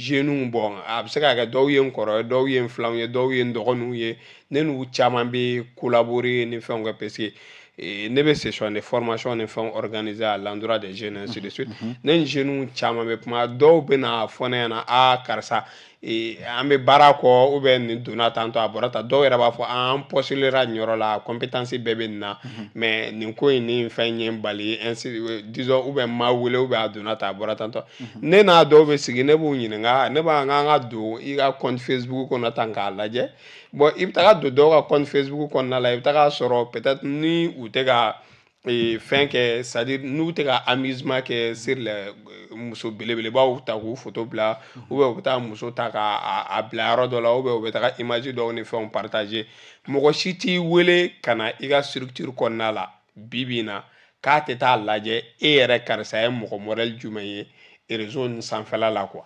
donc a kana k'i kɔnɔ dɔrɔn ko ne dɔrɔn bɛ nin bila ne dɔrɔn nin ɲɛ bɛ n yɛrɛ la an fɛn fɛn filɛ nin ye dɔ de bɛ an bɛɛ lajɛ dɔ de ɲɛ bɛ an bɛɛ la an ka ko kɛtaw ni fɛnw na quoi donc organisation ninnu fɛnɛ très généralement u bɛɛ n'u ka valeur ni fɛnw de don ko dɔw bɛ yen o tɛ sɔn hali ni diplôme b'e bolo compétence ni fɛn bɛɛ b'e la organisation min bɛ yen nɔ n'o bɛ musow ka valeur défend o tɛna se ka t'e tan don o don ne bɛ ka muso lankolon partager ou bien ni e bɛ ka muso belebeleba dɔ partager ou bien ni minnu bɛ yen nɔ n'olu ka baara ye mɔgɔ minnu bɛ yen nɔ lujuraw ni fɛnw b'o olu la n'olu bɛ ni don o don ni e bɛ yɛlɛ bɔ lujuratɔw la ou bien e bɛ ko dɔ kɛ mɔgɔ dɔw la tantɔ donc il faut que mɔgɔw ko o aspect ninnu de jateminɛ k'a dɔn ne bɛ ka nin kɛ bi mais sini a kɔlɔlɔ bɛ se ka kɛ de ne kan a bɛ se ka ne bali na a bɛ se ka ne kasoladon yɛrɛ dɔrɔn ka bɔ a la parce que kasoladon o ye ko ye bon an bɛɛ kurayanw de mais mɔgɔninfin ni ko min kun dar'i kan ala fɛ wagati min na a mana kɛ cogo o cogo ni ko o ko b'i pousser ka don o la i bɛ don o la o bɛ kɛ quoi mais i yɛrɛ ka adamadenya i yɛrɛ ka personnalité kɔnɔna la n'i b'a fɛ k'i ka personnalité construire ko dɔw bɛ yen nɔ valeur dɔw bɛ yen nɔ olu de bɛ k'i la donc ni e yeta kɛra fɛn dɔw ye réseau kan mɔgɔ 100 de bɛ yen nɔ ou bien mɔgɔ 1000 bɛ yen nɔ bi e n'olu bɛ interagir réseau kan ni ko n'a kɔrɔ yɛrɛ tɛ ou bien ni ala latigɛ yɛrɛ tɛ i ni olu dɔw b'u ka mɔgɔya mumɛ kɛ aw ɲɛ tɛna da ɲɔgɔn kan mais e bɛ image minnu partager ou bien e bɛ fɛn minnu partager o fɛnɛ aspect olu yɛrɛ bolo e o mɔgɔ voilà olu ka yeta e la o ye o de donc ça c'est quelque chose qui est voilà bien sûr parce que ne min partage o de do quoi voilà sama o ka kuma kuncɛ kuma ye voilà an bɛ lamɛnbaga bɛɛ lajɛlen fo donc ala k'an bɛn a ɲɔgɔn wɛrɛ an bɛ fɔ raskebe mina ye fanfɛ Mamadu Jara min ye réseau sociaux ko ye awa a bɛ se ka kɛ basigi ye cogo di i ye mɔgɔw fana lamɛn maaw ye dɔw ye ɲininkali kɛ dɔw ye farangaw kɛ i ye mun tɔmɔ a la ka kuma kuncɛ joona an tɔ tora miniti fila ye o y'a cayalen ba ye d'accord rapidement Samba ye kuma dɔ fɔ i b'a dɔn ne dala ka kuma ka a ma mɛn kosɛbɛ ni fɛn bɛɛ i b'a dɔn Mamudu hinɛ bɛ ne minɛ yan école musow sifinnaka musolamaw minnu bɛ école la olu de hinɛ bɛ ne nin ko bɛɛ la i bɛ écoleden nin étudiante a bɛ sɔn k'a yɛrɛ ja ta a bɛ ka dɔn kɛ a b'i munumunu i disi a b'o lamaga a b'i kɔkɔsi a b'i yuguyugu écoleden mais a t'a dɔn k'a fɔ ko n'a tilala kalan na ka diplôme sɔrɔ k'a bɛna baara ɲini ni baara ɲini kuma sera n'o y'i ka sɛbɛn bɛɛ minɛ k'a lajɛ i ka sɛbɛn ka ɲi an ka taa lajɛ dɛ a bɛ mun de kɛ bɔlɔlɔsira ninnu fɛ ne bɛ fɛ k'i ta ka na n ka baara kɛ n ka structure la n ka ONG kɔnɔna na anw fɛ yen ja e bɛ dɔn de la réseau ja e ka baara ye nin ne ye jɔyɔrɔ min dun bɛna di e ma maa min bɛ o wale ninnu kɛ o tɛ se ka bila o jɔyɔrɔ la mais muso dɔw b'a kɛ sifinnakaw la u b'a kɛ k'u yɛrɛ la ɲɛnajɛ mais u t'a dɔn ko a kɔlɔlɔ min bɛ se ka s'u ma sini mais et pourtant i bɛ adamaden ka fɛn fɛn kɛ bɔlɔlɔsira fɛ Samba ye min fɔ dɛ o ye e yɛrɛ de ka baara ye hali n'o t'i ka baara ye dɛ parce que ni e ka baara tɛ ni e tɛ i tɛ se k'a kɛ o ko bɛ kole e tɛ se k'a kɛ bi bɔlɔlɔsira fɛ o jamais de la vie i bɛ mɔgɔ bɛ ko dɔ de kɛ dogo la a b'i bɛn k'o kɛ bɔlɔlɔsira fɛ nka maa min bɛ ko min kɛ bɔlɔlɔsira fɛ a foyi t'a bali k'o kɛ dogo la bilen donc rapidement ka bɔ kuma na ne bolo min bɛ se ka kɛ bi o ye hali bi ka maaw de kalan min ni Samba y'o fɔ dɛ média kan bɔlɔlɔsira ninnu kan dɛ maaw m'a dɔn halisa de ni maa bɛɛ bɛ se ka kalan cogo di ayi dɛ maa bɛɛ c'est à dire n'a fɔra ko i m'a ye ni ala bɛ kuma ko oh vous les doués d'intelligence ni ala yɛrɛ bɛ kuma a tɛ kuma bɛɛ fɛ koyi oh vous les doués d'intelligence ni fila maaw bɛ se ka na tile donc o kɔrɔ de maa minnu bɛ fɛ ka kalan olu bɛ kalan o maa minnu bɛ fɛ ka kalan olu bɛ kalan o ni kalan kɛra maaw kun halisa de dɛ maaw ma bɔlɔlɔsira in de dɔn parce que anw fɛ yan fɛn kura de don koyi minnu y'a kalan olu b'a dɔn dɛ olu man ca o Georges ninnu b'a dɔn olu bɛ baw dege a la o mais Georges nɔgɔ man ca o donc il faut que de u ka session ne kɛ ka caya ka maaw kalan pour que an ka se ka bɔ nin kɔnɔ. ko waati banna rasa n'o bɛ k'i ka kuma kuncɛ kuma ye an b'i fo kosɛbɛ an b'i fo Mamadu Jara Raskebe min actuel media bɔlɔlɔ kana e o tigi ye Sanba Baloba ale fana ye kunnafondila ye activiste do ko kunnafondila tɛ nka hakililajila do hakililajila do bɔlɔlɔ kan Georges Atino Kulubali ale yɛrɛ ye ne ka misi ye ale ye communauté des blogueurs du Mali au secrétaire général do Georges an b'i fo kosɛbɛ i nana wele jaabi